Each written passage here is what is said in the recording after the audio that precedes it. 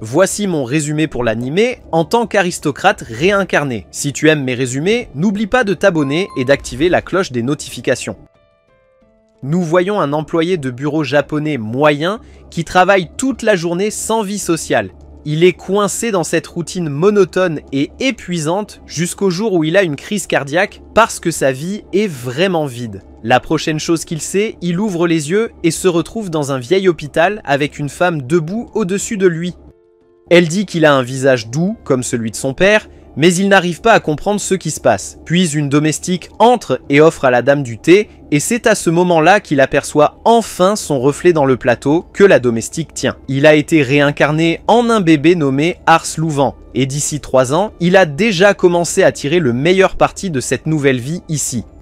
Cet homme a maîtrisé la lecture et l'écriture et a acquis beaucoup de connaissances sur ce tout nouveau monde. Il s'avère qu'il est né dans l'empire du 4e été qui règne sur le continent du 4e été. Comme il n'avait jamais vu de carte comme celle-ci auparavant, il sait avec certitude qu'il n'est plus sur Terre. Heureusement pour lui, il est né dans une famille noble appelée les Louvents, donc il vivait dans une grande maison avec son chef qui s'occupait de lui. Quand Ars s'est réincarné, il a découvert qu'il avait cette capacité incroyable que personne d'autre n'avait jamais vue. Il va dans la salle d'entraînement des gardes et demande s'il peut jeter un œil à leur entraînement. Ils sont tous cool avec Ars, donc il ne voit aucune raison de le refuser, même si c'est un peu bizarre qu'un gamin de 3 ans soit si excité de les voir se battre.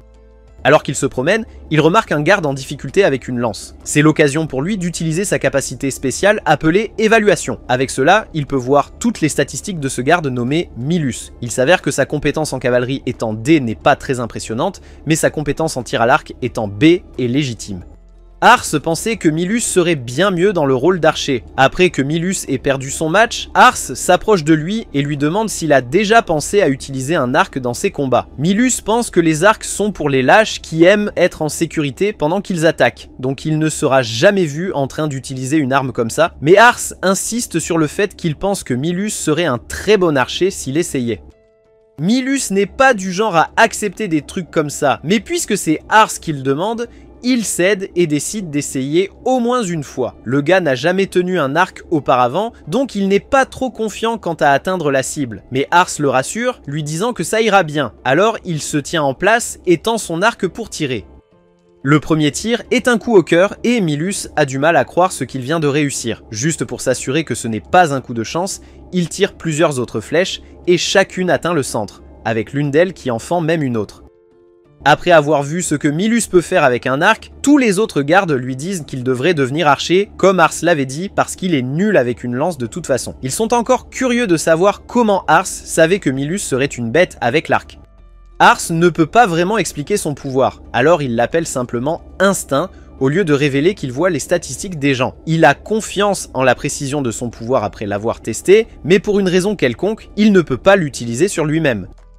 Plus tard au dîner, Ars se prépare à dévorer son repas quand son père lui demande s'il a vraiment découvert le talent de Milus pour le tir à l'arc. Son père est Raven Louvent et il a un air naturellement renfrogné, donc il a toujours l'air un peu en colère, même quand il ne l'est pas. Ars pense que son père est une légende parce qu'il est passé de fermier à noble juste avec ses talents de combat. Le mec est tellement puissant qu'il pourrait battre 10 mecs tout seul s'il le voulait. Le père dit à Ars de travailler pour affiner cet instinct de détection du talent des autres, car un jour, Ars sera le seigneur des terres, et quand ce jour viendra, pouvoir voir le talent des gens sera très précieux. Il offre son assiette de nourriture à Ars, montrant un peu d'amour, en disant qu'il veut qu'Ars grandisse vite. Depuis ce jour, Ars a lu sur l'Empire et a réalisé qu'il serait dans de beaux draps s'il ne changeait pas les choses bientôt. Les dirigeants de Summerforth étaient complètement corrompus, et à cause de cela, les paysans de tout le royaume se sont révoltés. Si cela continue comme ça, tout l'Empire pourrait s'effondrer, menant à des guerres sérieuses. En tant que futur chef de cet endroit, il va devoir mener son équipe au combat, mais il n'a pas la confiance de dire qu'il va réussir dans une guerre. Alors, il décide qu'il doit se préparer à ce désastre en rassemblant des gens talentueux pour le soutenir quand ce jour viendra. Il a parcouru les rues de la ville et a commencé à utiliser l'évaluation pour scanner les gens, cherchant quelqu'un avec un quelconque talent. Mais même après avoir cherché un bon moment et fatigué ses yeux dans le processus, il n'a toujours pas trouvé quelqu'un d'utile. Juste à ce moment-là, il a vu un gamin se faire expulser d'un magasin et se faire refuser le service par une vieille dame. Tout le monde voit ce qui se passe, mais ils sont tous racistes à mort, alors il n'essaie pas d'aider un Malkin. Les Malkin sont les gens qui sont venus à Summerforth de l'autre côté de la mer, généralement amenés comme esclaves, donc les gens les méprisent. Ars ne va pas seulement le regarder être ostracisé par les gens, alors il s'approche de lui et lui offre un pain qu'il a sous la main. Le gamin est d'abord hésitant, mais il prend le pain, et ensuite, Ars utilise évaluation sur lui. Il s'avère que ce gamin nommé Wrights a des statistiques sérieuses. Mec est au même niveau que certains des gars les plus impressionnants du monde, donc s'il a la chance de grandir, il deviendra une force avec laquelle il faudra compter. Wrights termine le pain et remercie encore Ars pour sa gentillesse, puis il s'en va. Mais Ars ne laisse pas un gars aussi talentueux s'échapper, alors il le suit jusqu'à ce qu'il se retrouve dans une ruelle sombre. Wrights l'arrête, disant que c'est idiot de suivre des inconnus dans des endroits douteux, mais Ars le coupe et demande à faire de Wrights son serviteur. Wrights pense qu'il plaisante, mais Ars est très sérieux, alors il se présente comme le fils du seigneur et demande encore une fois à Wrights de le rejoindre, car Ars peut voir qu'il a beaucoup de talent. Wrights ne croit pas qu'il soit aussi talentueux que le prétend Ars. De plus, il sait que ça va nuire à la réputation de sa famille s'ils prennent un Malkin comme lui. Ars dit qu'il va trouver une solution, mais Wrights refuse toujours l'offre et commence à s'éloigner. Alors qu'il s'en va, Ars commence à le poursuivre car il pourrait ne jamais trouver une autre personne talentueuse comme Wrights. Il change donc de tactique et essaie de le soudoyer avec toute la super bonne nourriture que le chef de sa famille peut préparer. Ars le ramène chez lui et Wrights est choqué de voir qu'Ars ne plaisantait pas en étant le fils du seigneur. Ils entrent et de la nourriture appétissante est servie à Ars. Mais même les domestiques d'ici sont carrément racistes. Alors ils ne donnent à Wrights qu'un bol de haricots et lui disent qu'il ne peut pas s'attendre à de la bonne bouffe parce qu'il est un Malkin. Ils veulent qu'il mange ses fichus haricots secs et qu'il parte, mais Ars ne tolère pas ce manque de respect flagrant envers son invité. Il rend très clair que Wrights sera traité comme tout autre invité ici. Alors ils s'excusent tous et lui préparent cette fois un vrai repas. Pendant que Wrights savoure son repas, Ars lui demande pourquoi il s'est retrouvé à Summerforth en premier lieu. Il explique donc qu'il faisait partie d'un groupe de mercenaires auparavant, mais malheureusement, ils ont tous été tués lors d'une de leurs missions. Wrights avait erré sans but depuis, jusqu'à ce qu'il tombe sur cet endroit. C'est une histoire émouvante. Mais le majordome s'en fiche éperdument et presse Ars de faire partir le sale garçon Malkin. Ars lui dit qu'il ne fera pas partir Wrights de sitôt puisqu'il l'a amené ici pour en faire son serviteur officiel. Le majordome pense que c'est une idée folle car son père ne donnera jamais le feu vert pour ça. Et il a raison car quand Ars révèle ses plans à son père, son vieil homme les rejette carrément, disant que des gens comme Wrights ne sont tout simplement pas au niveau des gens de Summerforth, donc il ne vaut rien. Même son père est raciste, donc Ars doit travailler un peu de magie pour le faire accepter Wrights comme serviteur. Il dit à son père qu'il a senti le talent fou de Wrights, tout comme il l'a fait avec Miley. Mais même si Raven fait confiance à la capacité de son fils à repérer le talent, les gens de Summerforth sont tous convaincus que Malkin n'est pas capable de faire quoi que ce soit de bon. Donc ils pensent que Wrights ne peut pas avoir ce genre de talent fou, car se prétend. Cependant, Ars ne recule pas, insistant sur le fait qu'avoir Wrights de leur côté sera crucial pour l'avenir de leur territoire. Il suggère donc à son père de tester Wrights pour voir si le talent est au rendez-vous. Raven accepte de le tester, et s'il réussit, il peut commencer en tant que soldat. Mais le test qu'il propose est un duel direct, et Wrights doit gagner pour obtenir le sceau d'approbation. Ars commence à s'inquiéter car même si Wrights a des compétences, son père a toujours un score de prouesse plus élevé, donc gagner un combat équitable va être difficile. Mais heureusement pour eux, Raven est toujours un homme correct, donc il ne va pas se déchaîner contre un garçon de 14 ans. Il va donner à Wrights un handicap pour équilibrer un peu le terrain. Avec ces conditions, Ars pense que Wrights a de bonnes chances de l'emporter, et Wrights est d'accord avec ça. Alors Raven dit qu'ils vont commencer ce duel tout de suite. Alors qu'ils partent pour que Wrights puisse combattre le père d'Ars, Wrights s'arrête un instant et demande pourquoi Ars fait tout ce chemin pour faire de lui un vassal. L'offre le rend heureux, mais cela semble trop beau pour être vrai étant donné qu'il est toujours persécuté parce qu'il est malchant. Ars lui assure qu'il fait tout cet effort parce que Wrights compte pour lui.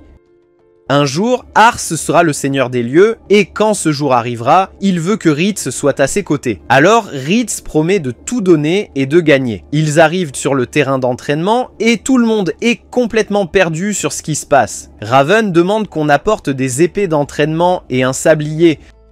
Une fois qu'ils ont préparé l'équipement, il a expliqué que tout ce que Ritz devait faire, c'était de lui porter un coup dans le temps imparti pour être déclaré vainqueur. Ars pense que cela pourrait jouer en leur faveur, car même si Raven est le meilleur épéiste du coin, les compétences de Ritz devraient en suffire pour au moins lui porter un coup.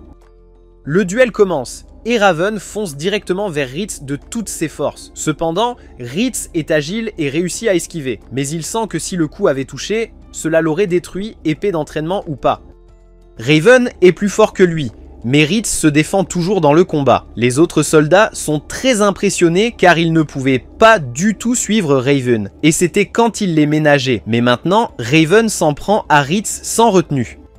Ensuite, Ritz se fait frapper à l'épaule, ce qui l'envoie rebondir sur le sol. Il se relève et regarde Ars, qui l'encourage. Cela le remotive et il est prêt à continuer le combat. Il s'approche de Raven avec une nouvelle stratégie, esquivant son coup et se faufilant derrière lui. Il utilise l'éblouissement du soleil comme couverture pour perturber la vision de Raven et porter un coup. Raven le bloque toujours, mais une fois que Ritz fait un pas en arrière pour créer un peu d'espace, il déclare que le duel est terminé. Ritz regarde derrière pour s'assurer qu'il n'a pas dépassé le temps imparti, vérifiant qu'il reste encore du sable dans le sablier. Cela signifie qu'il a touché Raven, même si ce n'était qu'une légère tape. Tout le monde est carrément stupéfait par ce que Ritz a réussi, et Raven lui donne des félicitations pour la victoire. Il admet qu'Ars avait raison à propos du talent incroyable de Ritz. Et maintenant qu'il l'a vu de ses propres yeux, il sait que Ritz a le potentiel pour devenir un épéiste de premier ordre à l'avenir. Ars a également un avenir brillant devant lui s'il est capable de trouver un tel talent si facilement. Raven était inquiet de savoir comment Ars allait gérer la folie du monde quand tout allait mal, mais maintenant on dirait qu'il n'a pas à s'inquiéter de rien. Ars a peut-être réussi à devenir le nouvel empereur du pays. C'est un peu ambitieux pour le seigneur d'un si petit village. Ritz a gagné beaucoup de respect de la part des soldats maintenant qu'ils ont vu de quoi il était capable. Et peu de temps après, Ars est passé voir si Ritz se sentait bien dans sa nouvelle vie ici. Ritz est en train de se la jouer avec son uniforme tout neuf. Il a décidé de prendre aussi des fonctions de domestique parce qu'il veut aider autant qu'il peut. Il montre également une grande gratitude envers Ars pour l'avoir sauvé d'une vie dans la rue. Pour rembourser cette dette, il va rester aux côtés d'Ars à partir de maintenant. Quelques mois passent et nous découvrons que Ritz traîne surtout avec Ars au lieu de se lancer dans l'action sur le champ de bataille. Mais il a été super utile et montre des compétences de combat impressionnantes. Ritz a enrichi ses connaissances grâce à une multitude de cours particuliers, et cela a augmenté sa statistique d'ingéniosité comme jamais. Maintenant, il est l'une des personnes les plus intelligentes de tout le groupe. Une fois que les gens de la maison et du domaine ont connu Ritz, ils l'ont tout de suite accepté. Les femmes de chambre ne peuvent s'empêcher de parler de lui, disant à quel point il est séduisant. Un jour, Ritz partage ses connaissances historiques avec Ars. Il explique que le 4e empire d'été était à l'origine composé de 7 royaumes. L'un de ces royaumes, Ansel, avait beaucoup de puissance, alors il a simplement envahi et conquis les 6 autres royaumes. Le roi Anatus d'Ansel s'est proclamé empereur et a renommé tout le continent le 4e empire d'été. Mais en ce moment, tout l'Empire est dans de gros problèmes. Le dirigeant en charge est un enfant de 8 ans nommé Baidoras, mais le véritable pouvoir est détenu par ses conseillers qui se disputent entre eux. Avec un leadership faible, des révoltes commencent à éclater. Elles sont de petite envergure pour l'instant, mais même Raven a dû envoyer des troupes pour calmer la situation. Cette situation pourrait devenir très sérieuse, donc Ars réalise qu'il doit utiliser sa capacité d'évaluation pour recruter des gens talentueux de son côté, avant que cela n'aille mal tourner. La famille d'Ars réside dans cet endroit appelé territoire de mission, donc il est choqué quand Ars prédit que le conflit majeur va éclater là-bas. Le gouverneur là-bas est très vieux et en mauvaise santé, donc il est probable qu'il ne sera pas autour pour beaucoup plus longtemps. Il a 2 fils, et ils veulent tous les deux hériter de sa position, ce qui pourrait directement mener à la guerre. Le père d'Ars pense que le fils aîné devrait devenir gouverneur, mais il n'a pas son mot à dire sur le camp qu'il finit par choisir, car il ne sert pas directement le gouverneur. Lamberg est dans ce district appelé Canard, et Raven est le chef de celui-ci. Ars se sent vraiment nerveux parce qu'il est juste un gamin, et jusqu'à présent, le seul espoir génial qu'il a trouvé est Ritz. Heureusement, Ritz voit tout cela comme une opportunité en or. Si un seigneur peut montrer ses compétences dans un conflit majeur, cela peut l'aider à progresser dans le monde. Ars est inspiré et il décide de monter en niveau et de devenir plus fort pour augmenter leurs chances. Ritz promet de protéger Ars et lui demande son aide pour trouver les bonnes personnes afin que cela se réalise. Pendant qu'ils arrivent en ville, Ars remarque que son père s'entraîne plus souvent. Il est assez clair qu'il sent qu'une guerre approche. Ars dit à son père qu'il va chercher plus de recrues, alors Raven lui demande de trouver quelqu'un avec de grandes compétences en magie. Il s'avère que Raven ne maîtrise pas la magie comme un pro, et les gens qui le peuvent ne sont pas vraiment géniaux non plus.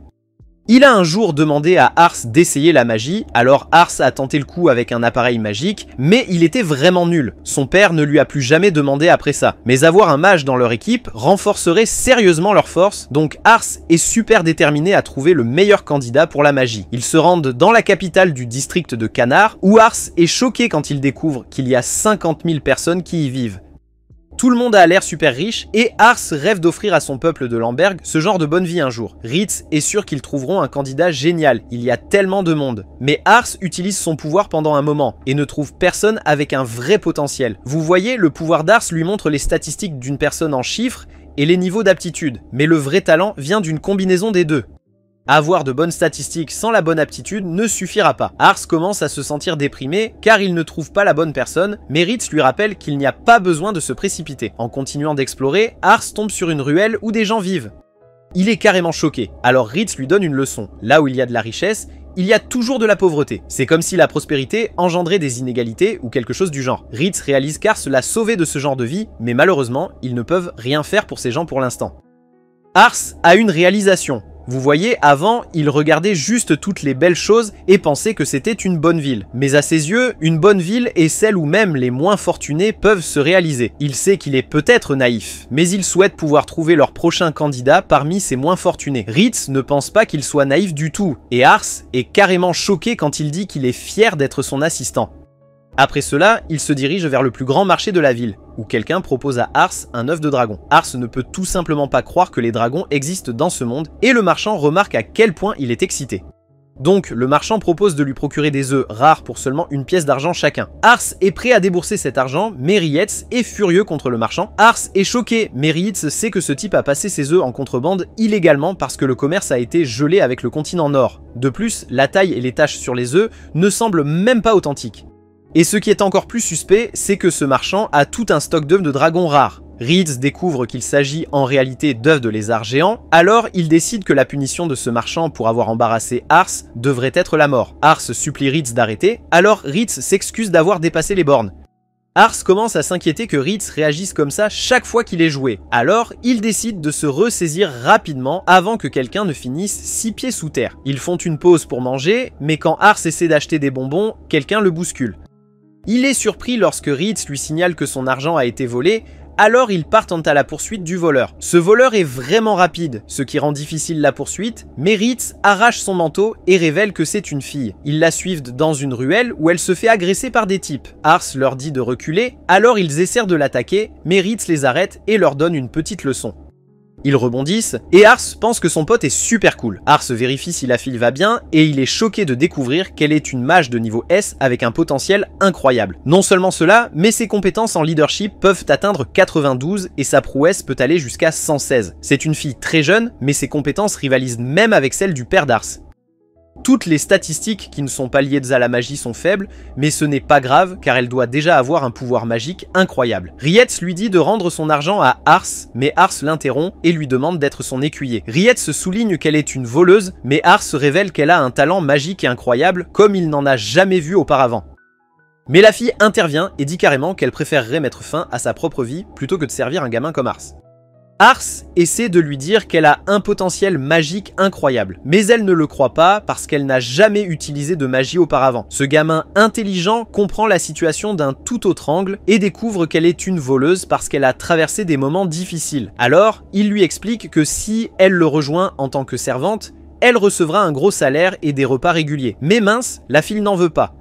Elle dit clairement qu'Ars est un enfant gâté et critique les nobles. Elle se demande ce qui leur donne le droit de mépriser les autres. Elle pense qu'ils sont juste nés sous une bonne étoile et ne font rien pour mériter leurs privilèges. Elle indique clairement qu'elle ne veut pas être un outil pour protéger le style de vie luxueux d'Ars. Ars explique qu'il n'est pas un noble de la haute société comme ceux dont elle parle. Il veut construire une ville où des gens comme elle peuvent vivre de bonnes vies et il a besoin de son aide pour cela. La fille souligne que ces gens souffrent actuellement et son idée de les aider plus tard lui semble naïvement folle. Elle suppose qu'Ars veut juste son aide pour montrer aux autres à quel point il est gentil et se sentir bien. Rietz intervient pour simplifier les choses et lui dit de rendre l'argent. Alors elle le fait parce qu'elle ne veut pas leur devoir pour l'avoir sauvé. Ars remarque une marque sur son poignet et elle raconte qu'elle s'est fait prendre à s'introduire dans la maison d'un noble et a fini par être vendue à un marchand d'esclaves. Elle a réussi à s'échapper, donc les gars que Ritz a battus étaient les sbires du marchand. Ars pense qu'elle devrait quitter la ville car il la recherche, mais elle dit qu'elle ne peut pas. À ce moment-là, un groupe d'enfants est sorti. Voyous, et elle souligne que ces petits gars n'ont pas de parents et personne pour les aimer. Elle ne peut pas simplement les abandonner comme ça. Ars comprend maintenant, alors il accepte d'arrêter d'essayer de la recruter, mais il lui file sa bourse d'argent. Elle lui rappelle qu'il lui donne volontairement, donc il ne peut pas le demander en retour. Ars dit que c'est tout à elle maintenant, donc elle le traite de bizarre et part avec les enfants orphelins. Cette nuit-là, Ars ne peut pas sortir de sa tête la vie difficile de la fille. Rie connaît aussi la lutte et lui dit clairement que le monde n'est pas tendre avec ceux qui sont en bas. Elle a probablement été traitée comme une moins que rien par les nobles dans le passé et c'est pourquoi elle les déteste. Rie souligne qu'Ars n'est pas comme ça, mais Ars réalise qu'il a pris sa vie privilégiée pour acquise, donc il comprend pourquoi elle le voit de cette façon. Ars veut vraiment construire une meilleure ville, et elle avait peut-être raison avec ce qu'elle a dit. Juste à ce moment-là, Ars aperçoit les enfants orphelins d'avant et il révèle que la fille nommée Charlotte a été capturée. Un bref aperçu du passé de Charlotte et vous verrez à quel point sa vie était difficile. Elle n'était qu'une enfant, mais elle ne pouvait même pas se souvenir de la dernière fois qu'elle avait versé des larmes. En regardant une petite fille heureuse, elle se demande si la dernière fois qu'elle a pleuré, c'était quand elle a réalisé qu'elle n'avait pas de parents. La vie n'a fait qu'empirer à mesure qu'elle grandissait. Elle était fauchée et sans abri, donc les gens la traitaient comme de la merde. Elle se demande si elle a pleuré pour la dernière fois lorsqu'elle a réalisé qu'elle est moins qu'un être humain. Elle abandonne de tenter de se souvenir et se demande simplement pourquoi diable elle est née en premier lieu. De retour dans le présent, Charlotte se fait botter le derrière sans arrêt par ses brutes. Elles sont en colère parce qu'elles compliquent leur travail et elles sont déçues parce qu'elles n'arrivent toujours pas à la faire pleurer, alors elles continuent de la frapper. Le marchand d'esclaves leur rappelle de ne pas abîmer son visage car il a déjà trouvé un acheteur pour elle et il ne veut pas énerver le type méchant. Les sbires découvrent qu'elle a beaucoup d'argent, alors Charlotte essaie de le récupérer. Mais elle en paie le prix. Charlotte voulait cet argent pour les orphelins, mais le marchand lui dit qu'il n'y a aucun espoir pour elle. Même si elle s'échappait, elle retournerait à une vie de misère. Il lui suggère d'accepter que sa vie est finie et lui dit de blâmer ses parents pour l'avoir abandonnée.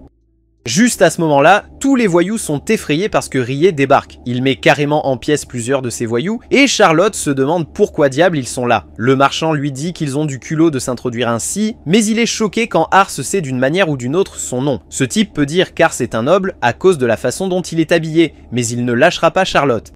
Il explique qu'elle n'est qu'une marchandise et que les nobles comme Ars et sa famille sont ceux qui les achètent secrètement. Il espère qu'un noble Ars comprendrait, mais ça énerve encore plus Ars. Charlotte dit à Ars de ne pas se mêler de ça puisqu'il la connaît à peine. Mais Ars pense à quelque chose depuis leur rencontre. Il a essayé de comprendre pourquoi ses yeux ont l'air si vides et il a finalement réalisé que son niveau d'ambition est juste à 1. L'ambition désigne les espoirs et les rêves personnels de quelqu'un, représentant son désir de s'améliorer, sa ténacité et son espoir pour l'avenir. Charlotte a juste abandonné, elle a renoncé à son avenir. Le commerçant rigole franchement, laissant entendre que Charlotte n'est qu'une simple esclave, donc elle n'a pas d'avenir, idiot. Ça énerve Ars énormément et il souligne que les adultes sont censés protéger l'avenir des enfants. Mais ce type non seulement a pris l'avenir de Charlotte, mais maintenant, il s'en moque. Ars atteint sa limite et dit que ce devrait être à Charlotte de décider ce qu'elle veut être, pas à ces fichus types. Charlotte se rappelle pourquoi elle a arrêté de pleurer. Verser des larmes n'aide personne à survivre. Elle a abandonné l'idée d'avoir des rêves il y a longtemps, car elle croyait que les destinées sont décidées à la naissance. Fermer son cœur était la seule façon de se protéger de tout le mauvais traitement. Elle a appris que les larmes sont pour les faibles, et dans son monde, la faiblesse équivaut à la mort. Elle a décidé de se concentrer sur la force pour survivre, donc c'est vraiment déroutant pourquoi elle pleure maintenant de tous les moments. Le commerçant en a marre d'être sympa avec Ars, alors Charlotte lui dit de dégager. Mais Ars lui dit de ne pas s'inquiéter et dit à Rie de s'occuper de leurs affaires. Les voyous disent qu'ils ont vraiment des ennuis maintenant, mais Rietz en assomme un et dit « Ils paieront le prix ultime pour avoir énervé son seigneur Ars », qui est la mort. Les voyous pensent qu'ils peuvent le surpasser parce qu'ils sont plus nombreux, mais Rietz les démonte tous d'un coup.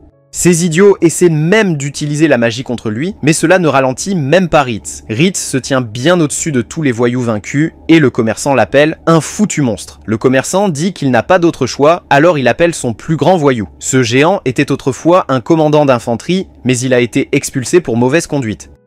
Charlotte s'inquiète pour ce type, mais Ars utilise ses pouvoirs sur lui et lui dit de ne pas s'en faire. Le gars les regarde de haut, mais Rietz fait remarquer qu'il ne peut le faire que s'il sort vivant de leur combat. Cela pousse le gars à attaquer Rietz immédiatement, mais les compétences de Rietz sont d'un tout autre niveau. Il met ce type KO en un rien de temps et Charlotte est carrément stupéfaite, se demandant qui sont ces gars. Le marchand vient de révéler que le grand ponte du district de Canard est tout pour le trafic d'esclaves, mais Ars le savait déjà, alors il déclare carrément qu'il va acheter Charlotte. Le marchand essaie de résister, mais Rietz le met au défi en disant qu'il pourrait facilement lui arracher des mains, et que ce serait bien pire pour sa réputation s'il perdait un esclave qui avait déjà un acheteur. Ce serait tellement plus simple s'il la vendait à quelqu'un prêt à payer plus. Après quelques grognements, le gars accepte à contre-cœur de les laisser l'acheter. Alors, Ars propose de la ramener à son équipage, mais Charlotte veut d'abord aller dans un endroit spécifique. Le problème, c'est que c'est au fond de la forêt, et Ars n'est pas vraiment fan de randonnée. Mais ils y arrivent, et waouh, Ars est époustouflé par la vue à couper le souffle. Cet endroit est le coin secret de Charlotte, où tous les problèmes de la ville semblent petits. Il est évident que cet endroit compte énormément pour elle, alors Ars se demande pourquoi elle le lui montre. Après avoir réfléchi à ses paroles, Charlotte se demande pourquoi Ars veut construire une ville où même des personnes comme elle peuvent vivre de manière stable. Ars reste simple, il aime les enfants. Charlotte souligne qu'il est aussi un enfant, mais Ars explique davantage. Il sait que lorsque vous vous sentez déprimé, le sourire d'un enfant peut vous remonter le moral, et il croit que c'est parce qu'un sourire d'enfant est plein d'espoir. Avoir de l'espoir signifie être excité pour l'avenir, et cette excitation détient un pouvoir sérieux. Ars croit que les sourires sont contagieux et que l'enthousiasme est ce qui rend une ville meilleure. C'est en partie pour cela qu'il veut créer un espace où les enfants peuvent toujours avoir de l'espoir. Il veut construire une ville où les gens peuvent vivre avec espoir et stabilité. Ars s'excuse s'il semble donner une leçon, mais étonnamment, Charlotte accepte d'être sa main droite. Ars lui rappelle les orphelins, mais elle explique qu'ils sont la raison pour laquelle elle est partante. Elle veut que ses enfants aient le genre d'avenir dont Ars parle. Juste à ce moment, Rietz arrive et révèle qu'il a trouvé un objet magique dans l'entrepôt. Il fait confiance à l'œil d'Ars pour repérer les talents, mais il veut voir par lui-même si Charlotte peut utiliser la magie. Elle est prête à essayer, mais elle leur rappelle qu'elle n'a jamais vraiment utilisé la magie auparavant et qu'elle ne sait même pas comment lancer des sorts ou rien de ce genre. Pendant que Rietz lui explique, Ars commence à penser qu'il n'a jamais rencontré quelqu'un d'autre avec un don magique de rang S. Il se demande à quel point Charlotte est puissante et elle est prête à le lui montrer. Elle récite une incantation rapide et lance un sort de feu incroyablement puissant et franchement, les gars sont carrément choqués, mais ce n'est même pas tout. Alors que ce sort illumine le ciel, les gens partout deviennent fous devant le spectacle de feu épique et l'objet magique se brise littéralement. Les gars sont encore complètement émerveillés et Charlotte commence enfin à montrer un peu de confiance. Ars ne pourrait pas être plus heureux, et Rietz lui rend enfin hommage pour son talent. Charlotte est ravie d'apprendre qu'elle va recevoir un salaire mensuel, un endroit où dormir, et de la nourriture régulière. Mais elle veut que tout cet argent soit envoyé pour aider les orphelins à la place. Tout ce dont elle a besoin, c'est juste d'un toit au-dessus de sa tête et de la nourriture. Alors Ars accepte de le faire. Ars sait toujours comment dire les bonnes choses, et il déclare qu'il ne peut pas attendre de voir ce que l'avenir lui réserve. Charlotte dit qu'elle fera tout pour réaliser le rêve d'Ars, et elle l'appelle Seigneur Ars. Mais Ars est rapide à rejeter ce truc formel, disant qu'elle n'a pas besoin d'être trop formelle. Elle est donc soulagée parce qu'elle n'est pas douée pour ça de toute façon, et elle est plus âgée que lui, donc ce serait bizarre. Charlotte s'excuse d'avoir pris leur argent et le remercie de l'avoir sauvé. Ars dit « ce n'est rien, il veut juste rentrer chez lui et manger ». Elle dit à Rietz qu'elle a vraiment hâte de voir l'avenir d'Ars, et Rietz est d'accord. Pendant que Charlotte dit aux orphelins qu'elle va leur apporter du lait, Ars pense à quel point il est heureux d'avoir deux alliés loyaux. La maison de Louvain devient définitivement plus forte, mais Ars ne peut ni ressentir la pression. Il est entouré de personnes impressionnantes, et il se demande s'il est capable de les diriger, puisqu'il est juste un gars ordinaire. Il a peur de tout gâcher et de les décevoir. Mais ensuite, il se souvient de la promesse qu'il leur a faite et se ressaisit. Il va faire tout ce qu'il faut pour construire une ville incroyable. Enfin, ils s'assoient tous pour manger, mais il devient très clair que Charlotte doit apprendre les bonnes manières et le parler de base. Charlotte pense que c'est impossible, mais Ritz lui explique simplement. Elle doit se ressaisir parce qu'elle va être avec Ars lors des repas. Charlotte dit à Ars qu'elle préférerait faire une sieste, mais Rietz doit lui rappeler que, pour eux, c'est Lord Ars. Après ça, Raven refuse d'accepter Charlotte car il pense que le champ de bataille est trop risqué pour les femmes. Mais Ars n'est pas d'accord. Il dit à Charlotte de montrer sa puissance. Et Raven change rapidement d'avis et l'accueille volontiers dans leur équipe. 3 ans plus tard, on voit l'armée de Raven revenir du champ de bataille. Il s'avère qu'ils ont un différend avec la province de Satz, et c'est pourquoi Raven doit servir dans l'armée. Ars lui demande à propos de la bataille, et il révèle qu'ils ont carrément écrasé l'ennemi en félicitant la magie de Charlotte pour les avoir menés à la victoire. On dit qu'elle est maintenant connue comme la plus redoutable mage de tout le champ de bataille, dirigeant l'unité magique comme une chef. On voit qu'Ars a des frères et sœurs nouveau-nés, et ils ont tous les deux des compétences impressionnantes. Il pense qu'ils vont assurer et soutenir la famille à l'avenir. Ritz lui raconte les frères Katia, disant qu'ils viennent d'une famille de chasseurs qui vient de déménager à Lamberg et qu'ils semblent avoir du talent. Alors Ars décide de les retrouver et Charlotte propose de l'accompagner. Ils cherchent à travers les bois et aperçoivent une créature qui se cache. Mais soudain, une flèche l'abat d'un seul coup et ces 2 chasseurs apparaissent. Ars, utilisant son talent, découvre que ces chats sont les frères Katia, Gatos et Marcus, et il voit leur talent pensant qu'ils vont devenir de solides soldats. Il l'invite chez eux, où leur père, Greg, prépare un festin. Charlotte goûte la nourriture et dit « Waouh, c'est délicieux !» Gatos explique que c'est la créature qu'ils viennent de chasser, appelée un tassoir. Greg demande à Ars pourquoi il est dans les bois. Alors il explique qu'il veut recruter Gatos et Marcus pour l'armée parce qu'il sait qu'ils ont des compétences. Greg est ravi de cette nouvelle. Il informe Ars qu'il a un autre fils nommé Rosal, mais il n'est pas aussi capable que ses frères. Il voit Rosal prendre discrètement du pain sur la table, alors Greg le gronde et lui dit de saluer leurs invités. Ars utilise ses compétences sur Rosal et se rend compte que ce gars est un véritable génie, son intelligence est hors norme. Ars dit à Greg qu'il veut faire de Rosal son vassal, mais Greg pense que c'est une mauvaise idée, disant qu'il va ne causer que des ennuis. Mais Ars lui demande s'il veut les rejoindre, et Greg a peur, pensant qu'il devra aller sur le champ de bataille. Alors il refuse carrément, disant qu'il ne veut pas mourir.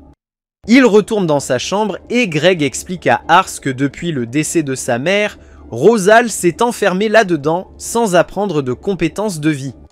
Mais Ars ne s'en fait pas et dit que Rosal est un génie, pensant qu'il va devenir un brillant tacticien un jour. Ars entre dans la chambre de Rosal et le voit en train de lire un livre, mais il explique que c'est le seul qu'ils ont à la maison et que sa mère le lui lisait. Il dit que le livre lui apporte la paix, alors Ars l'invite dans sa bibliothèque, disant qu'il peut lire autant qu'il veut. Au début, Rosal refuse catégoriquement parce qu'il ne fait pas confiance à Ars, mais il veut lire plus de livres, alors il accepte. Mais il dit qu'il va amener ses frères avec lui. Il se dirige vers le manoir, et Ars présente Charlotte à Gatos et Marcus. Elle leur fait visiter les casernes, tandis que Rosal se dirige vers la bibliothèque. Ars lui dit de lire tous les livres qui l'intéressent et ordonne à Ritz de s'occuper de lui en disant qu'il doit étudier aussi. Puis, il s'éclipse de la bibliothèque. Mais il finit par s'évanouir et se réveille plus tard, réalisant qu'il a laissé Rosal à la bibliothèque pendant des heures, pensant que le gars était probablement déjà parti. Alors il retourne à la bibliothèque et Ritz lui dit que Rosal s'est endormi après avoir lu plein de livres. Ars utilise sa compétence, remarquant que l'intellect de Rosal s'affine de minute en minute. Il remarque que Rosal apprend à une vitesse fulgurante. Ses frères les rejoignent, pensant que Rosal a juste perdu du temps à la bibliothèque parce qu'il n'a jamais appris à lire. Ars est tout surpris d'entendre cela, Rosal se réveille et Ars lui demande comment diable il a appris à lire des livres. Rosal explique qu'il l'a appris en regardant sa mère, et tout le monde a du mal à le croire. Le lendemain, Ars arrive vers les frères et leur dit de mettre en place des pièges pour attraper le Sourd. Rosal explique qu'il a lu sur les pièges, alors Ars lui dit d'utiliser ses connaissances pour les attraper. Ses frères le soutiennent, alors Rosal décide d'essayer. Après un certain temps, Greg aperçoit l'invention de Rosal et se rend compte que ce truc a carrément attrapé une tonne de sangliers. Il explique qu'il est stressé à propos de leur père parce qu'une fois que ses frères seront devenus soldats, il va avoir du mal à chasser pour se nourrir. Il a donc inventé ce piège, révélant qu'il avait peint la clôture en jaune pour attirer le sanglier. Greg remarque des herbes suspendues au-dessus, alors Rosal révèle que les petits sangliers et leur maman détestent son arôme, donc cela les éloigne. Il veut que les sangliers continuent de se reproduire. Ses frères pensent qu'il est une légende, mais Greg dit à Rosal de quitter la maison avec ses frères et dit à Ars de bien s'occuper d'eux. Alors Rosal commence à penser que son père a de la haine pour lui, mais Ars pense qu'il doit y avoir une bonne raison pour laquelle Greg agit de cette manière. Cette nuit-là, Rosal réfléchit à sa mère, pensant que son père le déteste carrément parce que la santé de sa mère s'est détériorée après qu'elle lui a donné naissance. Il se reproche sa disparition, mais soudain, il surprend Greg en train de discuter avec ses potes, et Gatos se demande pourquoi il traite Rosal si mal. Alors Greg explique qu'il veut que Rosal le déteste parce qu'il pense avoir échoué en tant que père. Il n'a pas pu voir le talent de son fils, et il avoue qu'il a de l'affection pour Rosal. Il veut le voir atteindre son plein potentiel, mais Greg pense qu'il est un obstacle. Il veut donc que Rosal l'oublie et dit à Gatos et Marcus de soutenir leur frère. Le lendemain, Ars arrive pour récupérer les garçons, alors ils se préparent à partir et Greg commence à couper du bois. Mais Rosal s'approche de lui, disant qu'il n'a pas de haine et qu'il promet de tout donner. Il fait savoir à son père qu'il veut se réunir à nouveau et Greg est ravi d'entendre cela, disant qu'il va les attendre pour revenir. 3 ans plus tard, nous voyons que Raven ne va pas très bien et Ars pense qu'il n'est pas en état de se battre, mais son père dit qu'il n'a pas le choix parce que les choses sont mal en point. Nous découvrons que le gouverneur est mort il y a 1 an, mais il a nommé son fils cadet Vasmash comme le prochain grand nom. Cependant, le frère aîné, Chiron, affirme que le document était faux, provoquant une grosse dispute. Les potes sont divisés sur qui devrait prendre les commandes, et maintenant leur mission de quartier est toute chamboulée avec les SAT qui profitent du chaos. Ars se demande s'il doit intervenir, mais son père dit qu'il y a quelque chose d'encore plus important sur lequel il doit se concentrer, ses fiançailles. Ars est choqué en entendant ça comme « mince ». Pourquoi personne ne lui a rien dit? Son père lui remet une lettre et il se précipite pour informer l'équipe, se demandant ce qu'il doit faire à ce sujet. Mais tout d'un coup, son pote arrive et dit que sa fiancée vient d'arriver. Il sort pour la rencontrer, mais il ne sait pas comment se comporter car il n'a jamais eu de copine dans sa vie passée. Mais la fille se présente comme Lisha Plaid, et bon sang, elle le fait chavirer dès le début. Mais quand il regarde ses statistiques, il est carrément choqué parce qu'elle a une ambition folle et il pense que ça ne correspond pas à son apparence mignonne. Il s'inquiète qu'elle se moque de lui et il ne la laissera pas le manipuler.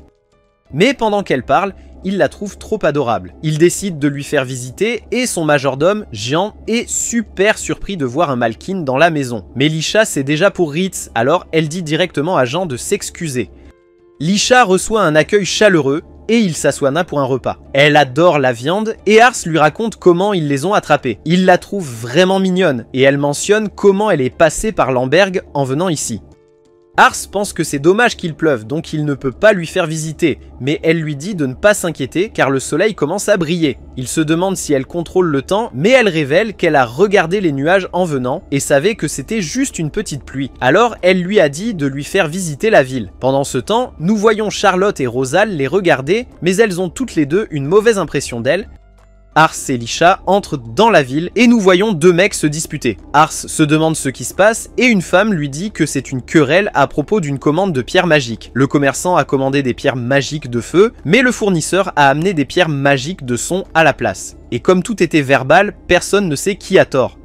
Ars pense qu'il devrait intervenir et réparer ça, mais il a peur de faire une erreur devant Lisha. Charlotte arrive en proposant de résoudre les choses par la force, mais Lisha la fait taire. Charlotte pense qu'elle devrait se mêler de ses affaires, mais Lisha dit qu'elle est fan et même Charlotte est charmée par elle. Lisha décide de gérer la situation et demande à Ars un service si elle réussit. Nous voyons les mecs se battre et Lisha s'avance vers eux. Ils se demandent qui elle est, alors elle se présente comme la fiancée d'Ars et ils sont très contents d'entendre ça, pensant qu'Ars grandit. Elle propose d'acheter la pierre magique sonore, disant qu'elles sont précieuses dans son coin et elle révèle qu'ils ont un volcan donc elle peut vendre la pierre magique de flamme à un bon prix aussi. Mais elle affirme que c'était l'idée d'Ars. Les gars sont ravis qu'il se soucie de les aider et il leur dit de rédiger un contrat la prochaine fois pour éviter ce genre de problème à l'avenir. La situation a été résolue et Ars montre sa gratitude à Lisha pour son aide. Après cela, Lisha évoque sa faveur et Ars se demande ce qu'elle veut, mais elle lui demande seulement de répondre à sa question, se demandant quel genre de personne l'attire. Ars n'arrive pas à croire que c'est tout ce qu'elle veut, mais il sait qu'il ne peut pas la déjouer, alors il lui dit qu'il aime les gens qui disent ce qu'ils pensent et qui restent authentiques. La nuit, Ars pense à comment il n'a pas pu comprendre les intentions de Lisha, mais alors qu'il se prépare à dormir, il la trouve dans son lit. Il se demande si elle joue avec lui, mais elle mentionne qu'elle veut avoir une conversation directe avec lui. Ils partagent du thé et il se demande de quoi elle veut parler. Elle révèle qu'elle a le talent de lire les émotions des gens rien qu'en les regardant et mentionne comment il était méfiant à son sujet lors de leur première rencontre. Alors elle était curieuse de savoir pourquoi. Il décide de dire la vérité, révélant son aptitude à voir les statistiques d'une personne et comment elle a une ambition incroyablement élevée, ce qui lui fait penser que tous ses gestes sont calculés. Il pense qu'elle ne va pas le croire, mais elle pense que cela explique ses actions. Elle admet qu'elle est ambitieuse comme pas possible, donc Ars se demande ce qu'elle cherche vraiment. Elle révèle carrément que son objectif en tant que femme est de faire tomber éperdument amoureux d'elle un homme bien, et Ars réalise que le meilleur choix pour elle est d'épouser quelqu'un de puissant. Il pense qu'elle n'a pas de chance parce que leur territoire est petit, mais Lisha sait exactement ce qui se passe dans sa tête. Elle lui dit que même si leur territoire est peut-être petit, après avoir passé la journée avec lui, elle veut toujours être sa femme car elle voit un grand potentiel en lui. Il a juste de bonnes personnes autour de lui. Mais Lisha croit que c'est exactement pourquoi il sera génial. Elle souligne comment tout le monde le voit comme un membre de la famille et elle pense que c'est la qualité la plus importante pour un leader. Elle lui dit carrément qu'elle est tombée amoureuse de lui, mais ensuite, elle décide d'appeler ça une nuit et Ars reste stupéfait. Il commence à paniquer parce qu'il n'a pas répondu, mais on voit Lisha dehors qui se sent aussi embarrassée. Mais elle se rend compte que c'est la première fois qu'elle s'ouvre à quelqu'un de cette manière. Nous voyons Lisha s'éloigner et elle remarque qu'il n'a toujours pas répondu à sa confession. Ça le rend complètement fou, mais elle lui dit qu'elle peut attendre parce qu'elle a décidé qu'elle va l'épouser. Dans un flashback, on apprend qu'elle déteste carrément le monde de la noblesse parce que tout le monde là-bas ment et poignarde dans le dos juste pour essayer de sécuriser leur propre position. Elle déteste aussi sa propre capacité à cause de ce désordre. Mais un jour, quand elle a vu une fille se marier, elle a réalisé qu'elle pouvait échapper à toutes les manigances et complots si elle trouvait un homme suffisamment fort. Donc elle n'avait pas l'intention de se marier dans la famille d'Ars parce qu'elle pensait qu'elle devait trouver quelqu'un d'encore plus fort. Mais après avoir passé du temps avec lui, elle a vu à quel point il est gentil et aimé, et elle voulait faire partie de son monde. Alors, elle est reconnaissante envers Dieu de lui avoir donné de la force, et elle est prête à aider Ars à construire son nouveau monde. Nous voyons Ars lui écrire, lui faisant savoir que son père va mieux et que tout le désordre de la succession se calme, mais il veut la revoir pour enfin lui avouer ses sentiments et lui faire savoir qu'il veut aussi l'épouser. Bon, il semble qu'il ait porté la poisse car l'état de santé de Raven s'est complètement dégradé car son état empire depuis toute l'année et il va finir par casser sa pipe tôt ou tard. Mais Ars n'est pas prêt à laisser partir son père sans avoir remboursé tout ce qu'il a fait pour lui, alors il prie pour que Raven tienne un peu plus longtemps. Pendant ce temps, au château d'Arcantos, le gouverneur se détend dans sa sombre salle du trône tout seul. Pas un garde à l'horizon. Puis, de nulle part, un type ouvre la porte en brandissant un couteau comme s'il était sérieux. Le gouverneur essaie de s'enfuir, mais hélas, son royal derrière a subi un malus de mobilité de -10. Alors, il trébuche et mange de la terre. C'est à ce moment-là que l'assassin saisit son opportunité, court vers lui et poignarde le gouverneur dans le dos. Une tonne de gardes envahit la pièce, essayant de cerner l'assassin et de l'emmener pour l'interroger. Mais l'assassin a déjà obtenu ce qu'il voulait, alors il effectue une acrobatie folle pour sauter par la fenêtre et éclate sa tête sur le trottoir comme une noix de coco cassée. Donc, ils ne sauront jamais qui est derrière ce chaos. Peu de temps après, la nouvelle de l'assassinat du gouverneur parvient aux oreilles de Raven. Il demande une réunion avec Ars et son équipe pour comprendre ce qu'il faut faire. Il se tourne vers Rosal en lui demandant ce qui va se passer maintenant que le gouverneur est 6 pieds sous terre, et Rosal sait qu'une sale guerre se profile à l'horizon. Avec le gouverneur parti, la lutte pour la succession est sur le point d'exploser dans chaque district. Ils doivent choisir entre le grand frère Curran et le petit frère Vasmash. Lumer, le grand du district de Canard, va probablement soutenir Curran et Lamberg va suivre le mouvement. Raven s'attend à recevoir une lettre de convocation d'1 minute à l'autre, alors il dit à Reeds de préparer les soldats à partir sur le champ. Il veut aussi se préparer pour la bataille, mais il est tellement malade qu'il ne peut même pas sortir du lit. Peu de temps après, la lettre de convocation arrive, demandant à Lamberg de rassembler ses forces pour la guerre à venir. Comme Raven ne peut pas se joindre à la fête, Reeds suggère que lui et Charlotte prennent les rênes et assurent en son absence. Mais Ars n'est pas d'accord. Il est déterminé à être celui qui gère les choses. Ars, Charlotte et Reeds se tiennent sur une falaise et regardent le district de Canard où ils s'apprêtent à rencontrer Lord Lumer. Ars ne peut s'empêcher de se sentir un peu inquiet à propos de l'homme qu'ils vont rencontrer. Ils arrivent aux portes du château et Ars se présente tout de suite comme le fils de Raven le Vent, venu parce que Lord Lumer l'a appelé. Le garde jette un œil à l'invitation et elle semble légitime, mais il ne croit pas qu'Ars soit ici pour représenter la Maison Le Vent car ce n'est qu'un enfant. Mais ensuite, le garde reconnaît Charlotte comme la célèbre Dame des Flammes et Rietz comme le faucheur de Levant. Cela pousse Ars à se demander quelles atrocités Rietz a dû commettre sur le champ de bataille pour mériter un tel titre. Quoi qu'il en soit, le garde ne doute plus de l'identité d'Ars, alors il les conduit à l'intérieur du château où Ars est présenté au bras droit de Lumer, Minos Renard. Ars dit que c'est super de le rencontrer, et comme Ars est venu, Minos se dit que Roven doit vraiment être malade et lui souhaite un prompt rétablissement. Ars prend un moment pour vérifier les stats de Minos, et waouh, ce gars est au-dessus de la moyenne dans tout. Minos mentionne qu'il a entendu parler des réalisations de l'équipage et leur propose directement de travailler ici à la place. Mais Charlotte et Rietz ont déjà juré fidélité à la Maison Le Vent, alors ils refusent l'offre de Minos. Il est déçu, mais il obtient leur engagement. Une fois les présentations faites, Minos laisse Ars dans la salle de réunion où les autres dirigeants attendent. Ars se sent un peu nerveux mais il entre là-bas et se présente avec assurance comme Ars Louvent, représentant Raven Louvent. Il s'assoit mais il est encore super nerveux car personne n'a encore rien dit. Finalement, Kral Orsello, qui traînait souvent avec Raven et jouait avec Ars, brise le silence. Il dit à Ars de se détendre et lui propose même quelques cookies. Pendant ce temps, un autre gars lance à Ars un regard sévère, et Ars ne sait pas pourquoi. Juste au moment où Ars allait essayer d'arranger les choses avec lui, les grandes portes s'ouvrent, et Lumer Pires, le chef de canard, entre. Lumer les remercie tous d'être venus et prend place. Ars consulte ses statistiques et elles sont à peu près ce qu'on pourrait attendre du chef d'un district. Sa prouesse est vraiment élevée, mais rien d'autre n'est vraiment remarquable. Mais si vous regardez de plus près, Mina compense les compétences que Lumer n'a pas. Donc, sans aucun doute, ensemble, ils peuvent prendre les meilleures décisions pour le pays. Lumer est désolé de les avoir fait venir ici à un si court préavis, mais il voulait qu'ils l'entendent directement de lui. L'assassinat du gouverneur va certainement déclencher une guerre massive et une lutte de pouvoir. Lumer est fidèle à son grand frère jusqu'au bout, et cela ne changera pas. Alors, il demande si quelqu'un a un problème avec ses plans. Kral et Ars n'ont rien à redire à la réunion, donc Lumer conclut et parle des rumeurs selon lesquelles Sats pourrait profiter de cette occasion pour lancer une nouvelle attaque contre eux.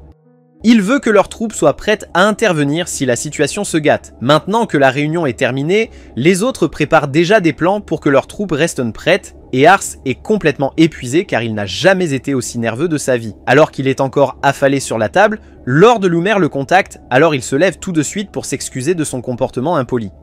Lumer lui dit qu'il n'a pas besoin de s'excuser et qu'il est au courant de l'état de Raven. Il est ravi qu'Ars assure sa place. Louvent est peut-être un petit accord, mais dernièrement, leur peuple a montré une force au-delà des attentes. Lumer est également heureux qu'Ars soit assez sage pour agir en tant que représentant de son père, même s'il n'a que 11 ans.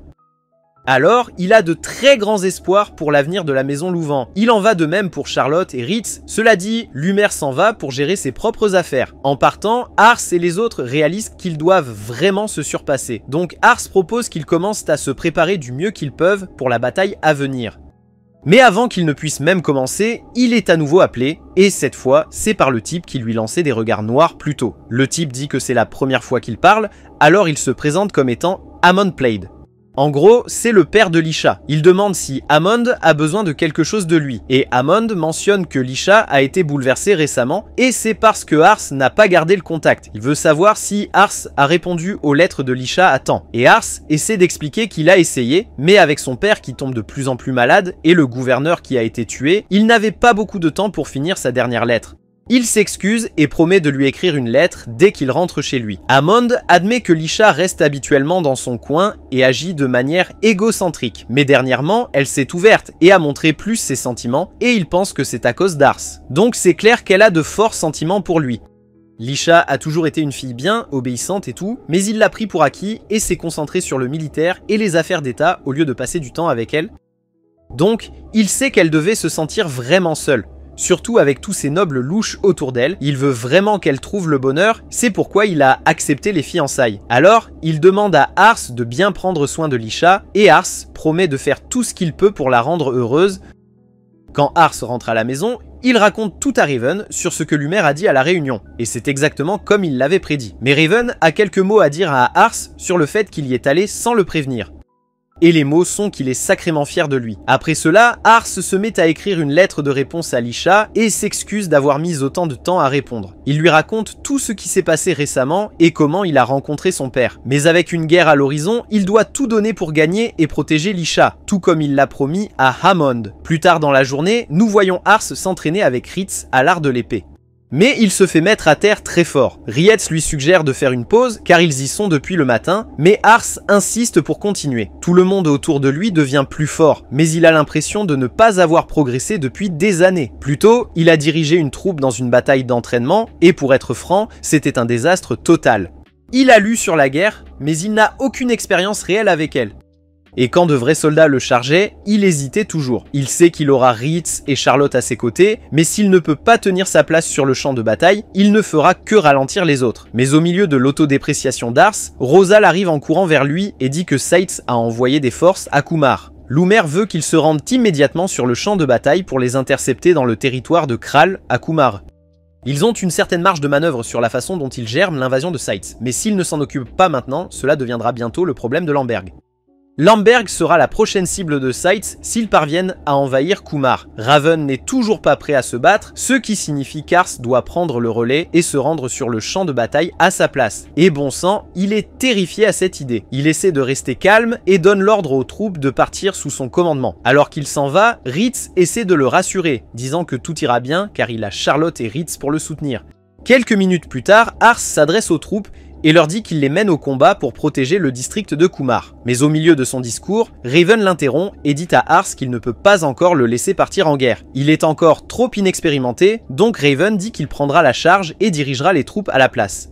Ars souligne que Raven est encore trop malade pour aller à la guerre, mais Raven regretterait bien plus de laisser Ars mourir sur le champ de bataille que de mourir lui-même pour le district de Kumar. Ars essaie d'expliquer qu'avec Ritz et Charlotte à ses côtés, il est sûr qu'ils reviendront victorieux. Mais la victoire n'est pas le problème ici. Raven dit qu'Ars n'a pas le visage d'un guerrier et, pour le prouver, il ordonne à l'un des soldats de faire sortir le gars qu'ils ont enfermé dans le cachot. Quand ils le font sortir, Ars demande qui est ce type, alors Raven explique qu'il s'appelle Baramorda et qu'il a commis tous les crimes possibles sans le moindre remords. Il devait être exécuté il y a quelque temps, mais la maladie de Raven l'a retardé. Maintenant, il veut procéder à l'exécution sur le champ et il dit à Ars de regarder. Si Ars peut regarder ce type se faire tuer sans perdre son calme, alors Raven le reconnaîtra comme un homme et le laissera diriger les troupes au combat. Même sur le point de mourir, Baramorda continue de parler de combien il aimait tuer les petits enfants comme Ars le plus. Mais même s'il est un salaud total, quand la hache tombe sur son cou et que sa tête est tranchée, les yeux d'Ars deviennent vides parce qu'il ne peut pas supporter ce qu'il vient de voir. La vue de la tête coupée et du sang le fait tomber à genoux, mais Raven lui dit qu'il n'y a pas de honte à avoir. Tout le monde réagit ainsi la première fois qu'il voit dire la mort. Mais en ce moment, si une mort perturbe Ars, il n'y a aucun moyen qu'il puisse gérer un champ de bataille où la mort survient tout le temps. Raven ordonne aux troupes de se déplacer avec Rietz, Charlotte et Rosal, laissant Ars là pour réfléchir à quel point il était naïf de penser qu'il était prêt pour la guerre. À la frontière du conflit, nous observons Raven et l'équipage d'Ars se lancer dans une bataille. Rietz et Raven tiennent le front, tandis que Rosal donne les ordres, ajustant la formation de l'armée. Charlotte fait son truc et déclenche une énorme boule de feu, faisant exploser un mur. La maladie de Raven le ronge, alors qu'il crache du sang, mais il continue de se battre avec un courage fou. Les ennemis dépassent l'armée canard de 50%, mais grâce à Roven qui dirige les forces Louvan, ils ont réussi à prendre la forteresse qu'ils visaient. La bataille dure plus d'un mois et Roven revient 4 jours après le 12e anniversaire d'Ars, mais il est en mauvais état. Les frères et sœurs d'Ars ont peur qu'il ne meure, alors Ars va parler à son équipage. Il dit à Ritz qu'il s'est blessé pendant l'entraînement et lui demande des nouvelles de son père. Ritz explique comment Raven s'est battu comme un héros, mais que sa santé déjà fragile s'est encore détériorée une fois le combat terminé.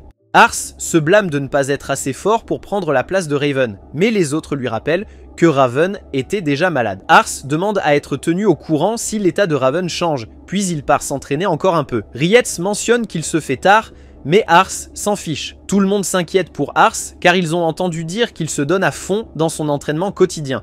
Juste à ce moment-là, l'équipage est choqué lorsque Lisha se présente à leur porte. Elle est très inquiète pour Ars car elle a remarqué un changement dans les lettres qu'il envoie récemment. Ses mots étaient doux et chaleureux, mais maintenant ils semblent distants. Elle se demande si quelque chose ne va pas, alors Ritz lui demande de ne pas être offensé quand il lui dit qu'Ars a ses raisons. Lisha se fâche et explique qu'elle n'est pas offensée.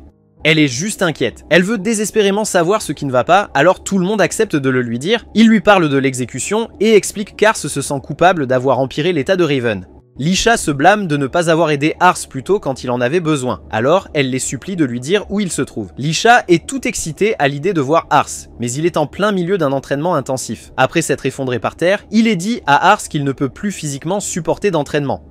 Mais Ars n'est pas d'accord et il souligne que son père s'est battu dans une vraie bataille dans des conditions encore pires. Ars veut désespérément protéger tout le monde comme son père, alors il continue de s'entraîner. L'équipage est surpris quand Lisha décide de ne pas lui parler, alors elle explique que ce n'est pas le bon moment. Juste à ce moment-là, ils entendent que Raven a repris connaissance. Rosal veut partager la bonne nouvelle avec Ars, mais il s'avère que Raven veut d'abord parler aux trois. Raven leur parle de manière décontractée et Charlotte se demande qui est ce type. Raven explique qu'il ne leur parle pas en tant que seigneur en ce moment. Il veut juste savoir s'ils sont heureux avec leur vie dans la maison. Apparemment, c'est comme le paradis pour eux, et Raven est content de l'entendre. Mais ensuite, il annonce une mauvaise nouvelle. Il explique que son temps dans ce monde est presque écoulé, alors il veut leur dire quelque chose. Il ne s'attendait pas à grand chose quand Ars les a d'abord amenés, mais ils sont devenus des piliers cruciaux dans leur domaine. Raven est content de les avoir rencontrés, et il est fier de tout ce qu'ils ont accompli. Ils sont tous sans voix, et Raven révèle qu'il a une faveur à demander. Ars n'est pas encore prêt à affronter des batailles, et le faire devenir seigneur maintenant serait vraiment cruel. Maintenant, à l'article de la mort, Raven réalise combien il a laissé inachevé. Il aurait aimé pouvoir emmener Ars sur le champ de bataille plus tôt pour lui montrer les dures réalités du monde tout en étant là pour le protéger. Mais il est trop tard pour cela, alors Raven demande aux trois de soutenir Ars. Il ne demande pas cela en tant que seigneur d'un domaine. Raven demande en tant que père, il déclare combien il est fier d'appeler Ars son fils et il les supplie de lui accorder ce souhait. Rosal rend hommage à Ars pour avoir réparé sa propre relation avec son père et il jure qu'il fera tout ce qu'il faut pour aider Ars. Charlotte explique comment Ars a donné un sens à sa vie et qu'elle ne peut servir personne d'autre. Ritz ressent la même chose, jurant de se battre pour Ars même si cela signifie mourir. Ils sont tous d'accord pour soutenir Ars et il remercie Raven de les avoir laissés entrer dans sa maison. Ritz a une chose à demander à Raven et Raven est d'accord, alors Ritz dit à Lisha que Raven veut lui parler. Lisha s'excuse de se rencontrer dans ces circonstances compliquées, mais elle est choquée lorsqu'elle découvre qu'elles se sont déjà rencontrées auparavant. Raven pensait qu'elle était juste une fille trop prudente quand il l'a vue pour la première fois, mais il s'est vite rendu compte qu'elle avait bon cœur. Raven voulait quelqu'un comme elle aux côtés d'Ars, alors il a demandé à ce qu'elle soit fiancée à Ars. Raven s'inquiète qu'elle puisse être déprimée par les défauts d'Ars, mais c'est la dernière chose à laquelle elle pense. Elle admet que la gentillesse d'Ars peut le rendre vulnérable, mais elle sait qu'il essaie de toutes ses forces de surmonter cela pour être plus comme Raven. Raven est heureuse de l'entendre parler ainsi, parce qu'il est clair qu'elle est tombée amoureuse d'Ars. Lisha avoue fièrement qu'elle aime Ars de tout son cœur et Raven la remercie. Lisha quitte la pièce alors que Raven demande à voir Ars ensuite et elle remercie Ritz de lui avoir permis de rencontrer Raven. Quand Ritz est seul, son esprit est envahi par tous les souvenirs qu'il avait avec Raven et il s'effondre en pleurant. Plus tard, Ars tout excité va voir son père et il est soulagé d'entendre qu'il se sent mieux. Ars dévoile qu'il a fait beaucoup de recherches sur la maladie de Raven et qu'il y a des remèdes qu'il veut essayer. Ars essaie de parler d'un médecin qui pourrait aider, mais Raven l'interrompt. Raven se souvient d'avoir eu l'âge d'Ars quand il a fugué de chez lui et s'est rendu en ville à cause du tyran qui dirigeait son village. Le gouverneur de Michonne était en visite dans la ville et ce dont Raven se souvient le plus, c'est à quel point il semblait impressionnant. Raven était vraiment épaté par lui et il voulait être comme lui, quelqu'un qui pourrait être gouverneur et diriger un groupe de soldats. Raven a appris l'art de l'épée tout seul et est devenu soldat. Il a combattu de tout cœur et a été reconnu pour ses actions. Avant qu'il ne s'en rende compte, il a été nommé par Lumer et a fini par avoir son propre territoire. Il chérit tous ceux qui vivent à Lamberg et a consacré sa vie à les protéger. Ars s'inquiète lorsque Raven commence à tousser, et Raven révèle qu'il sait qu'Ars se reproche sa condition. Raven le rassure en lui disant que ce n'est pas de sa faute car il a choisi cette vie. Raven a une faveur à demander à Ars, alors il lui dit de protéger les habitants de Lamberg. Ars commence à s'effondrer, mais il se reprend et déclare qu'il accomplira la demande de son vieux père. Raven peut voir la détermination dans les yeux d'Ars, et il comprend donc que d'être son fils a dû être un lourd fardeau. Ars rejette cette idée et dit fièrement qu'il est heureux d'être le fils de Raven. Raven détend l'atmosphère en demandant comment se passent les choses avec Lisha, et tous deux se remémorent le passé. Ils finissent par discuter toute la nuit, et même le reste de la famille se joint à eux. Malheureusement, le lendemain, Raven était parti. Ce soir-là, Ars demande à ses frères et sœurs de faire leurs adieux à leur père alors qu'il est mis en terre. Ars commence à verser quelques larmes et prononce un discours sur à quel point son père était incroyable. Il fait savoir à tout le monde que Raven lui a confié la responsabilité de s'occuper de tout le monde à Lamberg. Ars admet qu'il n'est pas aussi fort que son père, mais il jure de veiller sur eux tous plus que quiconque. Et il promet de les protéger. Il demande leur soutien et ils se rallient tous derrière lui, disant qu'ils feraient n'importe quoi pour lui. À ce moment-là, Charlotte se souvient d'une fois où elle a essayé de se dépasser sur le champ de bataille, mais Raven lui a dit de garder cet effort désespéré pour le moment où Ars serait sur le champ de bataille. Alors, elle a promis de faire exactement cela. Rosal se rappelle un souvenir de rester éveillé très tard à étudier et de dire à Raven qu'il voulait apprendre autant qu'il pouvait pour pouvoir aider Ars. Raven lui a rappelé qu'il avait tout le temps de grandir, donc il pouvait prendre son temps et grandir aux côtés d'Ars. Lisha se sent un peu triste à propos de sa propre mémoire, mais elle est heureuse de voir à quel point tout le monde est proche en ce moment. Ars remercie tout le monde de le soutenir et demande à son père de veiller sur eux. Ars se ressaisit et se tourne vers tout le monde, proclamant qu'à partir d'aujourd'hui, il est le chef de la maison Louvan. Tout le monde s'incline devant lui et il déclare que l'histoire de la maison Louvan commence maintenant. Pendant ce temps, une femme mystérieuse entend des gars parler d'un assassinat et elle leur demande de donner les détails. 3 mois plus tard, Ars dit à son vieux que tout le monde l'a soutenu, l'a aidé à s'habituer à ses devoirs de noble. Ars sait qu'il ne pourra jamais être à la hauteur de son père, mais il promet de faire de son mieux à sa manière. Les seigneurs se rassemblent pour rendre hommage à Raven et annoncent qu'Ars a pris la tête de la maison Louvan. Ars promet de s'investir et de remplir son rôle du mieux possible, et les autres seigneurs sont impressionnés par la confiance qu'il dégage. Ars est maintenant à leur niveau, et il est enthousiaste quand ils disent attendre de grandes choses de lui. Les choses deviennent sérieuses avec la guerre entre les frères qui éclate, alors Minos met tout le monde au courant de la situation. Le frère cadet a plus de troupes et de ressources qu'eux, et il tient la capitale de la province de Michonne. Le frère aîné contrôle la ville commerçante de Sampler, ce qui leur donne un avantage économique. Donc dans l'ensemble, le pouvoir est assez équilibré entre les deux villes rivales. Cela signifie que les districts environnants vont jouer un rôle majeur. Et Lord Curran s'active pour les sécuriser. Mais voilà le problème, il y a un domaine qui ne coopère pas. Ça s'appelle Parina, et c'est en plein milieu d'une route d'approvisionnement importante dont ils ont besoin pour le front. Ils espéraient éviter des combats inutiles, mais cette route est cruciale, alors ils doivent prendre le contrôle de Parina. Et juste quand tout le monde réfléchit à leur prochain mouvement, Ars leur lance une bombe. Ils demandent s'ils peuvent le laisser essayer quelque chose d'abord. Un retour en arrière montre que Rosal a commencé à se méfier de la façon dont l'armée ennemie se déplaçait et Rietz l'a soutenu. Mais ils ne sont pas sûrs de ce qui cloche exactement. Ils savent qu'il serait stupide d'attaquer sans connaître la situation. Alors ils ont décidé de recueillir d'abord des informations. Rietz suggère de contacter ce groupe de mercenaires appelé Shadow. Ce sont des pros de la collecte d'informations et la rumeur dit qu'ils sont vraiment bons dans ce domaine. Tout le monde est d'accord. Alors Rosal demande à Ars de l'aborder lors de la prochaine réunion. Maintenant, Ars explique au seigneur à quel point il est étrange que l'ennemi ne recule pas malgré le fait d'être entouré par des ennemis. Ars fait quelques efforts de persuasion et il lui donne le feu vert pour enquêter sur la situation. Plus tard, notre équipe se rend sur place pour voir les orphelins adultes de Charlotte.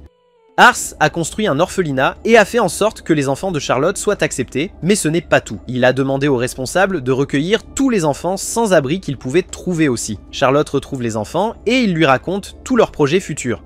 L'un veut rejoindre l'armée de Lumera et l'autre veut devenir agriculteur. Il remercie Ars d'avoir changé leur vie, mais il fait remarquer que Charlotte joue aussi un grand rôle parce qu'elle envoie la plupart de son salaire à leur façon. Les enfants la remercient aussi et promettent de tout donner. Charlotte a pensé à les emmener tous à Lamberg, mais maintenant elle se rend compte qu'il est préférable pour eux de rester ici. Vivre dans une grande ville ouvre beaucoup d'opportunités et les enfants doivent expérimenter toutes sortes de choses. Et juste au moment où Ars est époustouflé, Lisha surgit de nulle part et explique qu'elle est venue avec son père. Elle s'est dépêchée de trouver Ars. Dès qu'elle en a entendu qu'il était là, Ars est pris au dépourvu car il n'est pas prêt mentalement à lui faire face maintenant. Lisha est impressionnée par l'orphelinat et remarque comment le bonheur semble suivre Ars partout où il va. L'un des petits-enfants sans parents s'emporte et abîme la robe de Lisha, alors Ars promet de lui en acheter une nouvelle. Mais Lisha reste détendue et rejoint le jeu des enfants. Son majordome n'est pas très enthousiasmé, mais Ars la respecte pour cela. Plus tard dans la soirée, Ars révèle que Reeds va le mettre en contact avec un groupe de mercenaires appelé Shadow. S'ils acceptent de le rencontrer, il va négocier un travail avec eux. Lisha veut venir, mais Ars l'avertit que cela pourrait être dangereux. Lisha ne s'inquiète pas, elle dit qu'Ars aura du renfort et fait confiance à Reeds pour les garder en sécurité. Ars cède et dit qu'il ira la chercher si les mercenaires acceptent de se rencontrer, mais Ars est choquée lorsque Lisha révèle qu'elle restera avec eux. Elle culpabilise Ars pour qu'il la laisse rester, alors il va préparer une chambre pour elle. Cette fille sauvage suggère même de partager une chambre, mais Ars refuse immédiatement. Charlotte intervient et explique qu'Ars restera dans sa chambre. Et juste quand les choses ne pouvaient pas devenir plus étranges, Rietz se présente pour être témoin de tout le moment. Charlotte dit à Rosal qu'il roule avec eux, alors Rietz s'excuse auprès de son petit pote et s'en va. Le lendemain matin, les gars sont complètement fatigués parce que Charlotte a donné des claques et bougé toute la nuit, les empêchant de dormir. Rietz arrive pour annoncer qu'il a reçu un message de Shadow et qu'ils doivent dire adieu aux orphelins. Les enfants mentionnent qu'ils ne seront peut-être pas là la prochaine fois qu'ils viendront car ils auront réalisé leurs rêves. Notre équipe finit par partir et Ars peut dire que Charlotte est de bonne humeur. Rietz explique qu'il a contacté Shadow par l'intermédiaire de son ancien groupe de mercenaires.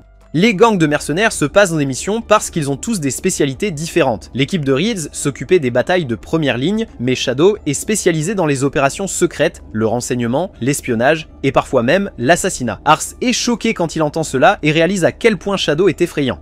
Juste à ce moment-là, Reeds révèle qu'il est préoccupé par quelque chose. Il a entendu que l'ancien chef de Shadow a démissionné et a été remplacé par un jeune. Ce nouveau chef est super compétent et maintenant Shadow est plus capable que jamais. Ars ne voit pas ça comme un gros problème, alors Reeds continue en disant que ce chef ne prend que les missions qui l'intéressent.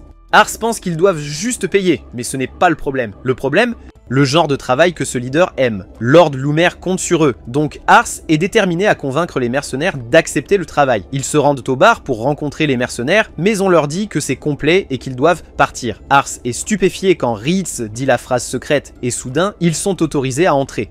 Tout le monde les regarde. Alors Charlotte demande si elle peut les griller tous avec un sort de feu. Il la refuse, alors ils se contentent de passer leur commande. Ars réalise que le groupe de mercenaires est axé sur la collecte d'informations. Alors leur chef pourrait les surveiller en ce moment. Ars essaie d'utiliser son pouvoir pour trouver le chef, mais les autres lui rappellent de se concentrer sur la commande. Juste à ce moment-là, l'air de terreur apparaît sur le visage d'Ars lorsqu'il utilise son pouvoir sur la serveuse. Ars ne veut pas se faire remarquer, alors il reste calme, passe sa commande et se dirige vers les toilettes. Une fois seul, la peur s'empare de lui et il commence à trembler, pensant qu'il doit y avoir quelque chose qui cloche avec sa compétence d'évaluation. Juste pour vérifier, il l'utilise sur Reeds et ça fonctionne comme un charme, mais mince, il est terrifié parce que la serveuse a une prouesse de 92 et une ingéniosité de 90. Ces statistiques sont incroyables, mais ce qui est encore plus fou, c'est que la serveuse est en fait un jeune homme de 22 ans. Sorti de nulle part, le gars sort un couteau et demande comment Ars a découvert qu'il est le chef de l'ombre. Ars reste silencieux, mais heureusement, Reeds intervient pour sauver la situation. Reeds est furieux et se demande si ce gars sait à qui il a affaire. Le gars est curieux de savoir comment Reeds a su venir, et même Ars ne peut pas le comprendre. Lisha rejoint la scène et fait remarquer qu'après la façon dont Ars a été traité, le chef ferait mieux d'accepter son travail. Le gars devient tout défiant, se demandant ce qu'il ferait s'il refusait. Il ne veut pas que personne connaisse son identité. Alors, il pense à utiliser tous ces trucs pour éliminer Ars et prendre la fuite. Mais Lisha le fait taire rapidement, lui faisant comprendre qu'avec Rietzla, s'échapper avec sa vie ne va pas être facile. Ars est sous le choc en réalisant qu'il négocie sans lui. Le gars envisage encore de dire non, alors Lisha précise clairement qu'elle n'est pas du genre à oublier. Il a mentionné éliminer Ars plus tôt, donc Lisha déclare franchement que s'il faisait ça, elle le poursuivrait jusqu'au bout du monde pour en finir avec lui. Ars n'a jamais eu plus peur d'elle, et le chef rit et s'excuse d'avoir été impoli. Il est encore curieux de savoir comment Ars a compris qu'il était le chef alors qu'il pensait que son déguisement était parfait. Ars révèle simplement qu'il a une compétence d'analyse qui lui permet de voir les capacités des autres. Le gars a du mal à le croire, mais il est choqué quand Ars l'appelle Mazak. Ars est stupéfait quand le chef admet qu'il a laissé ce nom derrière lui il y a longtemps et qu'il s'appelle maintenant Femme. Le fait qu'Ars connaissait son nom d'origine est une preuve suffisante pour le leader qu'Ars ne ment pas sur ses capacités. Femme est partant pour prendre le boulot, mais il prie pour ne pas avoir à voir Lisha s'énerver à nouveau. Ars souligne que Femme ne sait même pas en quoi consiste le travail, mais Femme explique qu'il sait déjà tout ce qu'il a besoin de savoir. Il a un œil avisé pour juger le caractère de quelqu'un en se basant sur les gens avec qui il traîne. Dans le cas d'Ars, il a le badass Reeds à ses côtés et Lisha est intimidante malgré son jeune âge. Elle a aussi beaucoup de respect pour Ars. Femme compare travailler avec Ars à parier sur un gagnant certain. Lisha explique qu'elle a remarqué le regard sur le visage d'Ars quand il a vérifié leur supposée serveuse. Elle a compris qu'il avait dû réaliser que c'était le chef, alors Ritz a décidé de le suivre. Ars exprime sa gratitude pour lui avoir sauvé la vie et il ne peut s'empêcher de penser à quel point Lisha est fiable. Ars expose les détails du travail et Fam ne lui demande qu'une pièce d'or puisqu'ils travaillent ensemble pour la première fois. Ars est pris au dépourvu lorsqu'il apprend que cela prendra seulement 5 jours à Fam pour rassembler les informations. Fam lui rappelle que c'est sa spécialité, donc Ars a hâte de voir ce qu'il a préparé. En plongeant dans le passé, voyons ce qui s'est passé lorsque notre équipe a retrouvé les autres, et Kars a parlé de leur rencontre avec le chef de l'ombre. Charlotte est ravie d'apprendre qu'il a accepté le poste et exprime même le désir de rencontrer un jour le chef. Juste à ce moment, Fam arrive en tant que serveuse et offre à Charlotte des pancakes gratuits. Ars est stupéfait par la présence de Fam car il n'aurait jamais deviné qu'il était le grand patron de Shadow s'il n'avait pas vu ses statistiques. 5 jours plus tard, Ars retrouve Fam, qui est seul car le reste de l'équipe Shadow est en mission. Ars est stupéfait lorsqu'il découvre que Fam a mené son enquête tout seul. Il réalise alors que les compétences incroyables de Fam sont ce qui fait de lui le chef des Shadows. Ars est ravi d'entendre que la mission a été un succès total, mais il ne peut s'empêcher de se demander comment Fam a réussi son coup aussi rapidement. Malheureusement, c'est un secret professionnel, mais Fam a plein de choses à dévoiler. Il s'avère que la raison pour laquelle le district de Parana ne soutient pas Kurin est qu'ils font partie d'un pacte. Fam a mis la main sur un document avec les signatures de tous les nobles qui sont aux côtés de Lord Vasmark. Soudainement, Rietz perd son calme quand il reconnaît l'une des signatures et c'est un sceau du district de Massa qui a une population importante et l'une des plus grandes armées du continent. Il serait un allié de poids majeur pour le camp qu'ils choisissent. Heureusement, le district de Massa est avec Lord Kurin, comme notre équipe, mais le fait que leur sceau soit sur ce document promettant soutien à Vasmark signifie que le district de Massa les a carrément trahis. Maintenant, voici le problème. S'ils envahissent Parana, il est probable que Massa les attaque par derrière. Fam pense que Parana savait cela et a réalisé que s'allier avec Kurin était une mauvaise décision, c'est pourquoi il ne joue pas le jeu. Ritz veut que Fam explique comment il a obtenu ce document authentique pour vérifier son authenticité. Mais Fam ne partage ses méthodes avec personne, même pas avec ses amis les plus proches. Tout ce qu'il laisse entendre, c'est qu'il l'a obtenu là où vit le grand patron. Ritz s'excuse de l'avoir douté. Fam a terminé le travail, alors il remet le document, et Ars ne peut s'empêcher de penser à quel point il est cool. Ars se prépare à le payer, mais Fam dit que ce n'est pas nécessaire parce qu'il a mal traité Ars auparavant. Fam veut qu'Ars considère cela comme des excuses et un investissement pour leur avenir. Donc, Ars promet de lui payer un supplément pour le prochain travail. Ars et Rietz se retirent pour informer Lord Lumière de la trahison de Massa. Lumière est absolument stupéfait par la nouvelle et sait que ce ne sera pas facile de convaincre Parana de les rejoindre. Il demande à Minas de diffuser le document aux autres seigneurs et Lumière félicite Ars pour les avoir sauvés d'une énorme erreur. Lumière décide qu'il doit parler sérieusement avec Kurin et il veut qu'Ars l'accompagne. Mais attends, Minas lâche une bombe. Il a remarqué quelque chose de vraiment louche à propos du pacte. La signature et le sceau du district de Massa ne sont pas légitimes. Il les compare à la véritable affaire et il y a une différence évidente. Tous les autres sont corrects, mais le sceau et la signature du pacte du district de Massa semblent totalement faux. Parana s'est fait complètement embobiner en croyant que Massa les avait trahis et c'est la seule raison pour laquelle ils se sont alliés avec Vasmark. Minas a des yeux aussi aiguisés qu'une lame, donc Lumière se porte garant pour lui, affirmant qu'ils peuvent faire confiance à ce qu'il dit. Ars est époustouflé par les compétences incroyables de Minas. Sa capacité d'évaluation lui permet de voir les statistiques, mais elle ne révèle pas les talents particuliers d'une personne. Ars ne comprend pas pourquoi ils insistent tellement sur ce mensonge, alors qu'il était voué à être découvert tôt ou tard. L'équipage pense que c'était juste pour gagner du temps. S'ils avaient lancé une attaque sur Parana, ils auraient gagné. Mais cela aurait pris du temps car Parana se serait défendu. Les gens derrière le mensonge ne se soucient que d'avoir Parana de leur côté pour l'instant. Parana est jetable pour eux, ce qui signifie que leur véritable objectif doit être les pierres magiques explosives. Ces pierres sont extrêmement précieuses et ne se trouvent qu'à Parana et dans 3 autres districts. Lorsqu'elles sont raffinées, les pierres magiques explosives libèrent une magie impressionnante et pourraient même produire des armes super puissantes. Vasmark doit être après ces pierres, et c'est un choc lorsque Rosal révèle la vérité, attaquer Parana n'est pas une option. S'ils se battent et s'épuisent mutuellement, ils tombent dans le piège de Vasmark. Leur seule option est de parler à Parana et de les convaincre. Le problème est que tous les messagers qu'ils ont envoyés ont été directement rejetés. Plus tard, nous voyons Ars rencontrer le grand patron de Parana en personne. Étonnamment, Ars lui dit qu'il est au courant du pacte et déclare que Lamberg veut s'allier avec Vasmark. Ars fait comme s'il n'était pas au courant de la signature falsifiée de Massa et lâche la bombe que Lumière veut aussi changer de camp. Le grand Manitou est heureux de voir que Lamberg est dirigé par un leader compétent et il est prêt à discuter avec Vasmark en personne. Il est super confiant que Lamberg sera bien accueilli de leur côté. Mais attends, Ars n'a pas encore fini. Il a quelques questions à poser. Le chef confirme que le pacte est légitime, disant que Vastmark le lui a remis personnellement. Ars fait remarquer que le chef de Massa soutenait fermement Kurin, alors pourquoi cette trahison soudaine? Le grand patron dit que la trahison est normale en temps de guerre, mais Ars continue de pousser. Pourquoi Massa s'allierait-il avec Vastmark alors que cela les laisse encercler? Toutes ces questions font que le chef réalise que toute cette rencontre était une véritable arnaque. Il perd son sang-froid et exige qu'ils arrêtent Ars. Mais ensuite, Rietz intervient, se révélant pour protéger Ars. Ars explique qu'ils ne sont pas là pour se battre, alors le grand patron exige de savoir pourquoi il est venu. Et c'est là qu'Ars choque tout le monde en révélant qu'il a amené le chef de Massa pour s'expliquer. Retour en arrière, il s'avère que c'était toute l'idée de Rosal.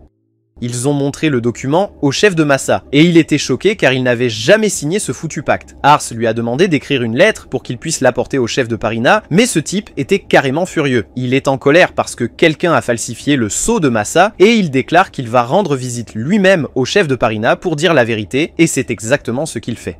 Il déclare qu'il est avec Lord Kuran depuis le début et qu'il continuera à le servir jusqu'à la fin. Avec cette information en main, la question est de savoir si Parina va toujours soutenir Vastmark. Le chef de Parina veut rejoindre Kuran maintenant qu'il connaît la vérité, mais il se demande si Kuran va vraiment les accepter à nouveau.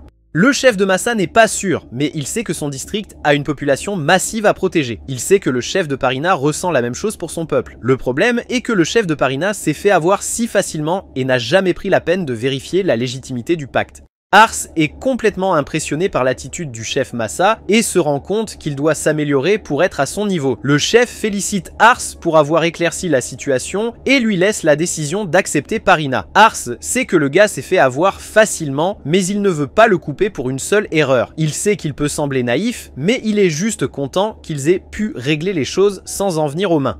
Ars s'avance et déclare qu'ils peuvent être alliés et le chef de Parina promet de faire de son mieux. Il n'y a rien d'autre à dire, alors Ars remercie le chef de Massa d'être venu. Le chef exprime sa gratitude et apprécie qu'Ars ait découvert le plan des ennemis et les résolu pacifiquement. Il est ravi de voir que le district de Canard a ajouté un leader solide à son équipe. Plus tard, Ars explique tout à son père. Parmi toutes les bonnes nouvelles, Ars apprend que Vastmark a réussi à voler une quantité de pierres magiques explosives dans le quartier de Parina. Rietz et Rosal glissent à travers et Ars les félicite pour l'avoir aidé à régler les choses sans que personne ne soit blessé. Rietz sent qu'Ars a quelque chose en tête, mais Ars dit juste qu'il sait ce qu'il doit faire. Le seul problème, c'est que ça ne va pas être facile. Les chefs qu'il vient de rencontrer étaient désespérés de protéger leur peuple et Ars veut devenir un seigneur fort comme eux. Mais sans son équipe, Ars se sent comme s'il serait complètement impuissant dans cette situation. Rietz le rassure en disant qu'il le soutient et qu'il sera toujours à ses côtés. Tout ce qu'Ars doit faire, c'est suivre son instinct et faire ce qu'il pense être juste. À ce moment-là, quelqu'un arrive et dit que Lord Lumer est à Ravensgrave. Lumer s'excuse d'avoir pris autant de temps pour venir et dit que Lord Kuran veut rencontrer Ars. Ars est choqué parce qu'il n'est qu'un petit chef de territoire et Kuran est un grand personnage. Ars se sent indigne, mais Lumer explique qu'il a informé Kuran des récents événements et Kuran s'intéresse à Ars. Ars accepte l'offre et prévoit de se préparer pour le jour où cela arrivera. Mais bon sang, il est pris de court lorsque Lumer révèle qu'il se dirige pour rencontrer Lord Kuran tout de suite. Ars pense que c'est trop soudain, mais son équipe le motive et souligne que c'est une chance en or pour lui de monter de niveau dans le jeu. Il donne à Ars un peu de confiance, alors il déclare qu'il est prêt à y aller. De retour au manoir, Charlotte était occupée à choisir sa tenue stylée pour la fête qu'Ars avait prévue quand cette domestique a dû venir et annoncer que tout le monde était déjà parti rencontrer Kuran sans elle. Pendant le trajet en calèche pour rencontrer Kuran, Rosal demande à Rietz si c'était vraiment cool de laisser Charlotte derrière comme ça. Mais Rietz le justifie, disant qu'ils ont besoin de quelqu'un pour défendre Lamberg pendant leur absence. Et puis Charlotte est certaine de leur pardonner s'ils ramènent un cadeau pour elle. En ce moment, Rietz s'inquiète davantage pour Ars, qui n'a pas arrêté depuis qu'ils ont pris la route. Ars prétend qu'il va bien, mais il ne s'attendait pas à rencontrer Kuran à si court terme. Ce type pourrait devenir le prochain grand gouverneur, donc c'est incroyable pour Ars de comprendre pourquoi il voudrait rencontrer un seigneur de petite ville comme lui. Juste pour qu'il soit au courant, Ars demande à Rosal ce qu'il en est de la fête à laquelle il a été invité. Rosal explique que Kuran a fait venir un tas de gros bonnets de partout. On dirait qu'il essaie de remonter le moral de ses partisans en passant du temps avec eux en personne. Entendant qu'il va y avoir un tas de nobles influents qui vont passer, Ars commence à se sentir encore plus mal à propos de toute cette affaire. Mais il est trop tard pour faire marche arrière maintenant car ils sont déjà arrivés. Ars et l'équipe regardent par la fenêtre et sont époustouflés par l'aspect impressionnant de la ville marchande. Ars réalise qu'il doit travailler dur s'il veut rendre Lemberg aussi belle que cette ville. Ritz suggère que le banquet de ce soir pourrait être l'occasion idéale pour Ars de se faire un nom parmi la haute société. Ars accepte de tout donner pour atteindre cet objectif. Alors qu'ils arrivent au château, tous les invités commencent à remplir la salle, et Ars remarque que pour une raison quelconque, tous les regards sont tournés vers lui. Aucun d'entre eux ne reconnaît Ars, donc ils pensent qu'il est étrange pour un enfant de se promener seul. Ars commence à devenir conscient de cela, mais il aperçoit alors un visage familier de l'autre côté du couloir. Et c'est Lumer qui est traité comme un roi par les autres nobles.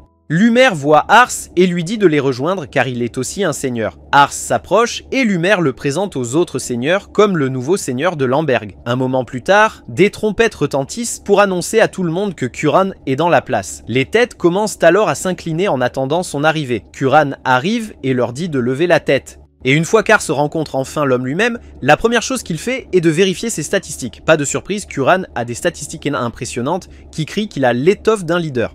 Alors Ars comprend pourquoi Lumer et l'équipage roulent avec lui. Mais si Curran est déjà aussi incroyable, Ars ne peut s'empêcher de se demander à quel niveau Vasmak doit être, parce que la rumeur dit qu'il est encore plus impressionnant que Curran. Curran monte sur scène et montre de l'amour à tout le monde à la fête pour être venu. Il les a tous réunis pour leur donner le scoop sur la crise sérieuse qui se passe à Mission City après que le père de Curran soit décédé.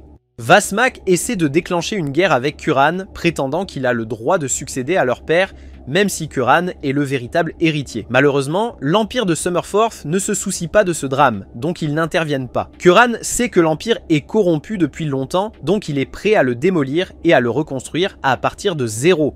Il jure de gagner cette guerre et de réunir toutes les régions de Michonne en faisant un tout nouveau pays. Il veut que Michonne soit autonome en tant que territoire indépendant, mais il sait très bien que ce ne sera pas une promenade de santé. Mais avec le soutien de tout le monde ici, Curran est confiant qu'ils peuvent accomplir n'importe quoi. Il les voit comme les personnes les plus brillantes et les meilleures qu'il pourrait demander pour être à ses côtés. Et il y a une personne en particulier à qui il veut donner de grands remerciements pour ses réalisations. Il appelle Ars à l'avant pour que tout le monde puisse le voir, et Ars est complètement figé de choc. Mais avec un petit coup de pouce de Rosal et Ritz, il finit par se frayer un chemin vers l'avant et se présente. Curran est honnête avec la foule, révélant que Vasmak a sans vergogne falsifié des documents pour jouer Parina et les amener de leur côté. Mais Ars a compris le manège et a aidé à ramener Parina de leur côté sans jeter de coups de poing inutilement. Les autres nobles chics ne peuvent même pas comprendre comment un jeune garçon comme Ars a réussi autant, mais Curran les instruit en disant que l'âge ne signifie rien. Tout est dans les résultats que vous apportez, et en ce moment, Ars a plus de victoires que quiconque ici. Alors Curran appelle à applaudir l'homme. Ars accepte l'amour avec grâce. Et un peu plus tard, après avoir passé du temps à rencontrer tous les autres seigneurs, Ars est complètement épuisé. Il se dirige vers le balcon pour prendre un peu d'air frais, et c'est à ce moment-là qu'il tombe sur Curran. Curran voulait avoir une chance de discuter avec Ars en privé, et il mentionne ce qu'il a entendu à propos d'Ars rassemblant quelques vassaux compétents. Vous n'entendez pas Lumer parler aussi bien de n'importe qui. On dirait qu'Ars n'est pas seulement intelligent, mais qu'il a aussi un œil pour le talent. Alors Curran veut poser une vraie question honnête à Ars. Il vient de rencontrer toutes les personnes qui servent sous Curran, alors il veut savoir ce qu'Ars pense d'eux. Ars les évalue quand il a rencontré tout le monde pour la première fois, mais pour être honnête, toutes leurs compétences sont plutôt moyennes. Mais il n'est pas sûr de pouvoir le dire directement à Curran. Mais Curran a demandé la vérité, alors Ars le dit. Il dit qu'il n'a vu personne là-bas qui soit vraiment époustouflant. Ainsi, Curran demande si Ars croit que ses propres vassaux sont meilleurs que ceux de Curran. Et Ars montre du respect et lui dit que son équipage a plus de talent que tout le peuple de Curran réuni. Ars pensait que Curran pourrait s'emporter, mais en fait, il ressent l'honnête opinion d'Ars. Il sait que ses vassaux sont bons et concentrés, mais ils ne sont pas exactement de haut niveau. Cela fait réaliser à Curran à quel point ça va être difficile de gagner cette guerre avec l'équipe qu'il a maintenant. Le côté de Vasmark a beaucoup de gens intelligents et talentueux, donc même si Curran a plus de puissance militaire et d'argent qu'eux, cela ne signifie rien si ceux qui dirigent l'effort de guerre sont complètement nuls. C'est pourquoi il est tellement soulagé d'entendre parler des mouvements qu'Ars a fait, car cela montre qu'il y a de nouveaux talents qui émergent. Curran a de grands espoirs pour Ars et lui dit même que s'il fait ses preuves au combat, il sera récompensé par une promotion pour devenir le nouveau seigneur de Canard. Ars ne comprend même pas ce qu'il entend, alors il demande carrément ce qui va se passer avec Lumière si Curran le nomme nouveau seigneur de Canard. Mais Curran a toujours prévu de donner à Lumière un territoire bien plus grand parce qu'il est l'un des rares vassaux sur lesquels Curran peut vraiment compter. Et avant que Curran ne parte, il a l'audace de demander à Ars s'il serait prêt à lui céder ses propres vassaux. Ars n'est pas du tout d'accord avec ça, alors il rejette catégoriquement l'idée. Curran savait déjà qu'Ars n'accepterait pas des demandes ridicules comme ça, mais il veut toujours entendre ce qu'Ars et ses vassaux ont à dire. Il veut qu'Ars l'accompagne au conseil de guerre, et il cherche aussi qu'Ars trouve des personnes talentueuses, car il ne peut pas se contenter de ses vassaux médiocres. C'est tout ce que Curran avait à dire. Alors, il part car Ars envisage de répondre aux attentes de Curran. Pendant ce temps, au château Arcante, Vazmark apprend que sa tromperie a été découverte et que Parina a rompu les liens avec lui. Il est un peu déçu que Parina ne va pas affronter Lumière, mais ce n'est pas la fin du monde. Ses vassaux lui disent qu'ils ont déjà récupéré un tas de pierres de mage explosives de Parina. Donc même si la guerre éclate tout de suite, Curran n'a aucune chance. Curran n'a pas de vassaux talentueux à ses côtés. Et pour empirer les choses, ses soldats ne sont que des anonymes, à part Curran lui-même. Mais l'armée de Vazmark est remplie de guerriers compétents et puissants. Il pense que les chances de perdre pour Vazmark sont minces, mais Vazmark n'est pas prêt pour des chances minces. Il n'entre dans les batailles que lorsqu'il est sûr de gagner, alors il a besoin que son équipe s'assure qu'il n'y ait aucune chance de perdre. Au fait, il demande à l'un de ses vassaux s'ils savent où est cette femme nommée Myrelle, mais personne n'en a la moindre idée. Et honnêtement, il pense que c'est une mauvaise idée de l'embaucher de toute façon. Elle a peut-être du talent, mais elle n'est rien de plus qu'une alcoolique pure et simple maintenant. Donc Vazmark accepte de ne pas aller la chercher et il espère que personne d'autre ne la poursuivra non plus. Quelques jours plus tard, Ars et le reste de l'équipage retournent à Lamberg et ils racontent à Charlotte toute la folie, y compris le fait que Curran veut qu'ils participent à la prochaine réunion du conseil de guerre. Curran veut aussi qu'Ars aide à trouver des personnes talentueuses, mais l'ancienne méthode d'Ars pour recruter ne suffit plus car il n'a pas le temps de le faire seul. Ritz propose à Fam de gérer le travail. Arze trouve ça génial, donc ils organisent une réunion et Fam accepte de s'en charger. Mais il dit à Arze qu'il ne veut pas être tenu responsable s'il finit par trouver quelqu'un d'incompétent car il n'a pas de compétences d'évaluation comme lui, Arze. Il n'y aura pas de conséquences si Fam échoue, mais s'il trouve vraiment quelqu'un de légitime, Ars lui donnera un bonus de 20 pièces d'or. Fam est prêt à donner tout ce qu'il a, alors Ars et Rietz quittent le bar et retournent vers l'équipe. Mais en chemin, une fille ivre bouscule Ars et il finit par tomber par terre. Elle l'aide à se relever et s'excuse, et Ars lui dit que tout va bien alors qu'elle s'éloigne en titubant. Il s'avère qu'elle entre directement dans le bar de Fam pendant qu'il prépare les choses et elle commence carrément à demander un emploi. Un des potes de Fam sort de l'arrière et la reconnaît comme Myrelle, et il n'est pas vraiment ravi de la voir. Fam demande comment il connaît Myrelle, alors le type explique qu'ils avaient l'habitude de boire ensemble dans des bars du monde à l'époque.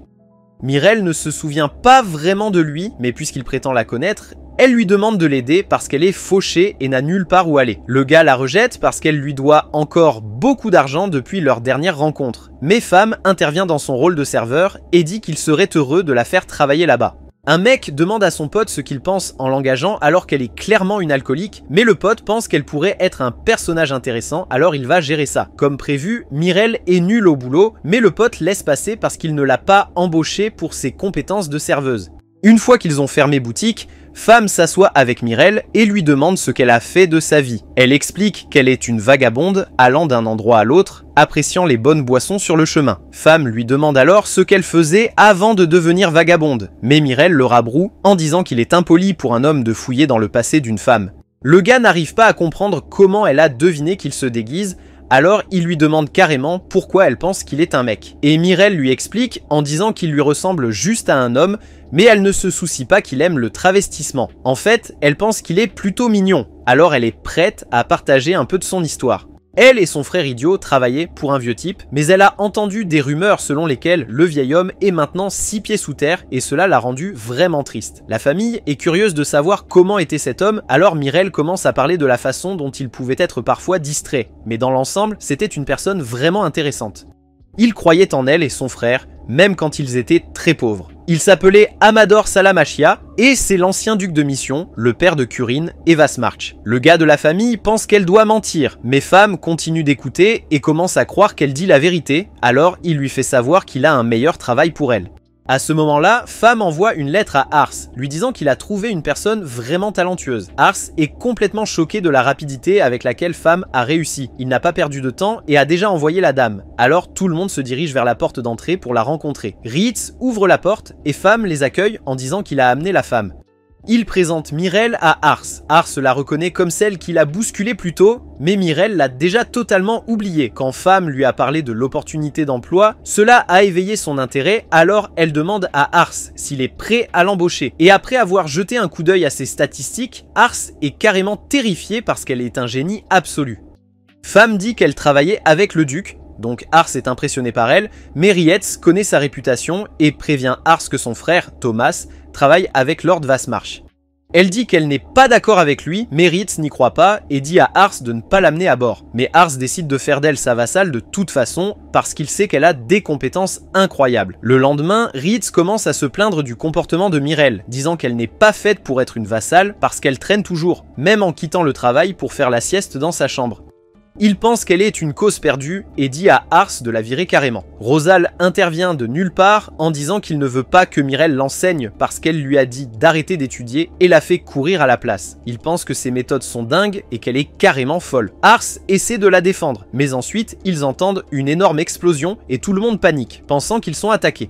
Mais il s'avère que c'est Charlotte qui cause des problèmes parce que Mirel lui a demandé de montrer ses pouvoirs. Ars dit à tout le monde de se détendre, mais il se rend compte qu'ils sont tous en colère et on découvre qu'ils détestent Mirel parce qu'elle rend leur vie difficile. Mais elle leur dit de l'accepter telle qu'elle est et Ars l'avertit de se calmer ou il devra agir.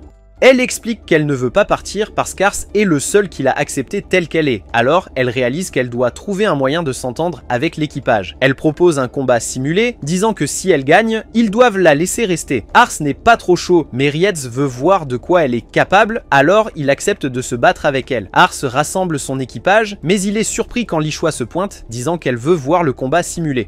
Il explique les règles. Ils se sépareront en 2 équipes, et se battront dans la forêt de l'Est jusqu'au coucher du soleil. Pour gagner, ils doivent capturer le commandant ennemi ou éliminer l'autre équipe. Ars ajoute que si un soldat est touché à la tête ou à la poitrine, il est hors jeu. Charlotte se demande si elle peut sortir un peu de magie. Alors Ars lui dit qu'elle ne peut pas lancer de sorts de feu parce qu'ils sont trop destructeurs. À la place, il lui donne des potions magiques et elle réalise qu'elle ne peut utiliser que la magie de la lumière et du son dans le jeu.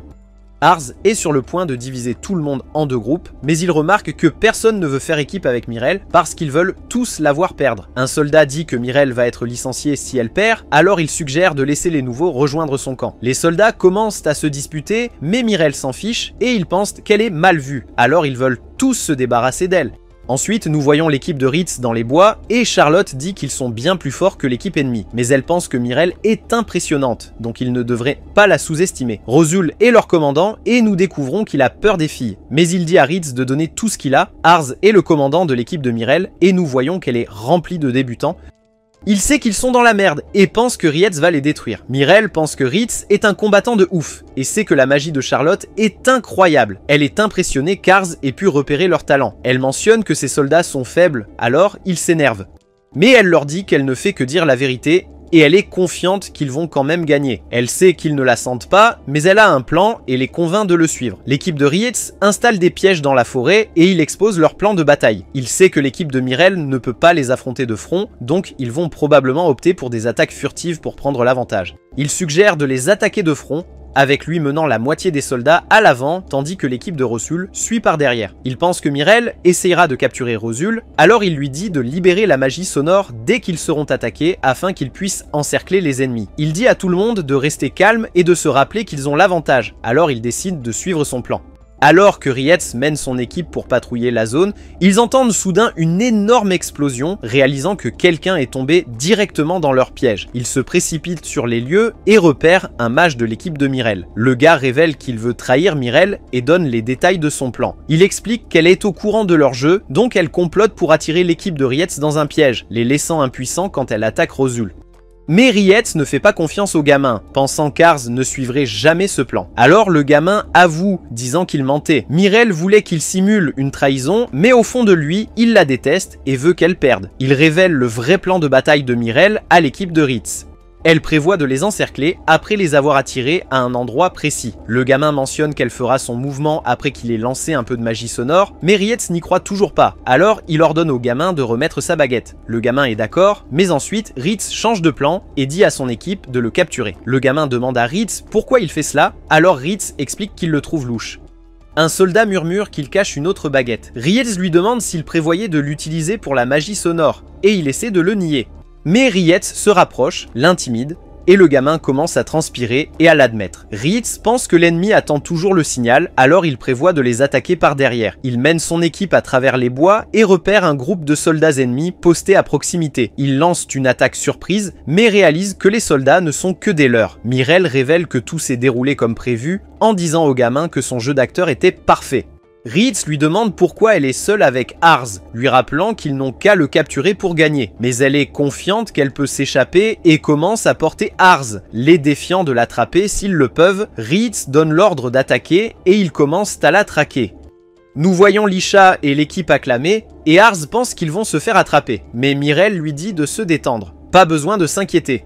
Rietz est déterminé à gagner. Mais son équipe se prend soudain dans des pièges. Ils tombent à tous dedans, même Rietz. Mais le gars se relève vite. Il fonce à travers les autres pièges comme une bête, alors Mirel utilise sa magie du son. Ils partent tous abasourdis, se demandant où diable Mirel a disparu. Mais Rietz parvient à la repérer, il continue à la poursuivre et Mirel remarque qu'ils n'ont pas encore reçu le signal. Pendant ce temps, Lisha devient jalouse parce qu'Ars tient fermement Mirel, alors elle commence à encourager Rietz pour qu'il l'emporte. On aperçoit l'équipe de Rosul et Charlotte se demande s'ils devraient se regrouper avec Rietz. Mais soudain ils sont découverts par les soldats d'Ars qui activent leur signal. Rosul voit qu'il n'y a que la moitié des soldats d'Ars. Il se dit donc qu'ils ont l'avantage dans un combat équitable. Il donne l'ordre d'attaquer et les soldats d'Ars savent qu'ils ne sont pas aussi forts. Mais ils se souviennent que Mirel a parlé de comment les autres soldats les ont appelés faibles. Alors ils pensent qu'il est temps de leur donner une leçon. Plus de leurs soldats apparaissent, encerclant complètement l'équipe de Rosal. Et le combat commence. Charlotte s'éclipse avec Rosal, utilisant la magie sonore pour échapper aux soldats, mais cela révèle leur position à Mirel. Rietz se demande ce que diable Rosal fait dans les environs, et nous voyons que Charlotte s'est fait prendre à son propre jeu de magie. Rosal continue de courir et nous apprenons que l'objectif de Mirel n'était pas seulement de déranger Rietz et de le séparer de son équipe, mais c'était de trouver un moyen de capturer Rosal. Rietz réalise ce qu'il cherche, mais Mirel accélère le rythme. Rietz parvient à suivre en pensant à comment Ars l'a sauvé et a promis de rester à ses côtés. Il est déterminé à être le gardien le plus loyal pour Ars, donc il ne perdra pas contre Mirel. Ars commence à se sentir étourdi, mais Mirel aperçoit Rosal venir vers eux. Et Rietz est sur le point de les attraper, mais Ars lui lance sa magie sonore droit dessus. Mirel se prépare à lancer son attaque sur Rosal, et Rietz ne recule pas. Mais mince, Mirel frappe en premier, et Rietz admet qu'il a été battu. Ars s'avance et déclare Mirel gagnante, et tous ses soldats commencent à célébrer. Les soldats vétérans commencent à se plaindre de leur sale tour, mais Rietz dit qu'il n'y a rien d'injuste dans une bataille, alors ils doivent accepter le résultat. Il n'est toujours pas à l'aise avec l'attitude de Mirel, mais il reconnaît ses compétences et espère apprendre d'elle à l'avenir. Ars s'inquiète que Mirel gâche l'ambiance, mais elle dit à Rietz qu'il a été vraiment incroyable.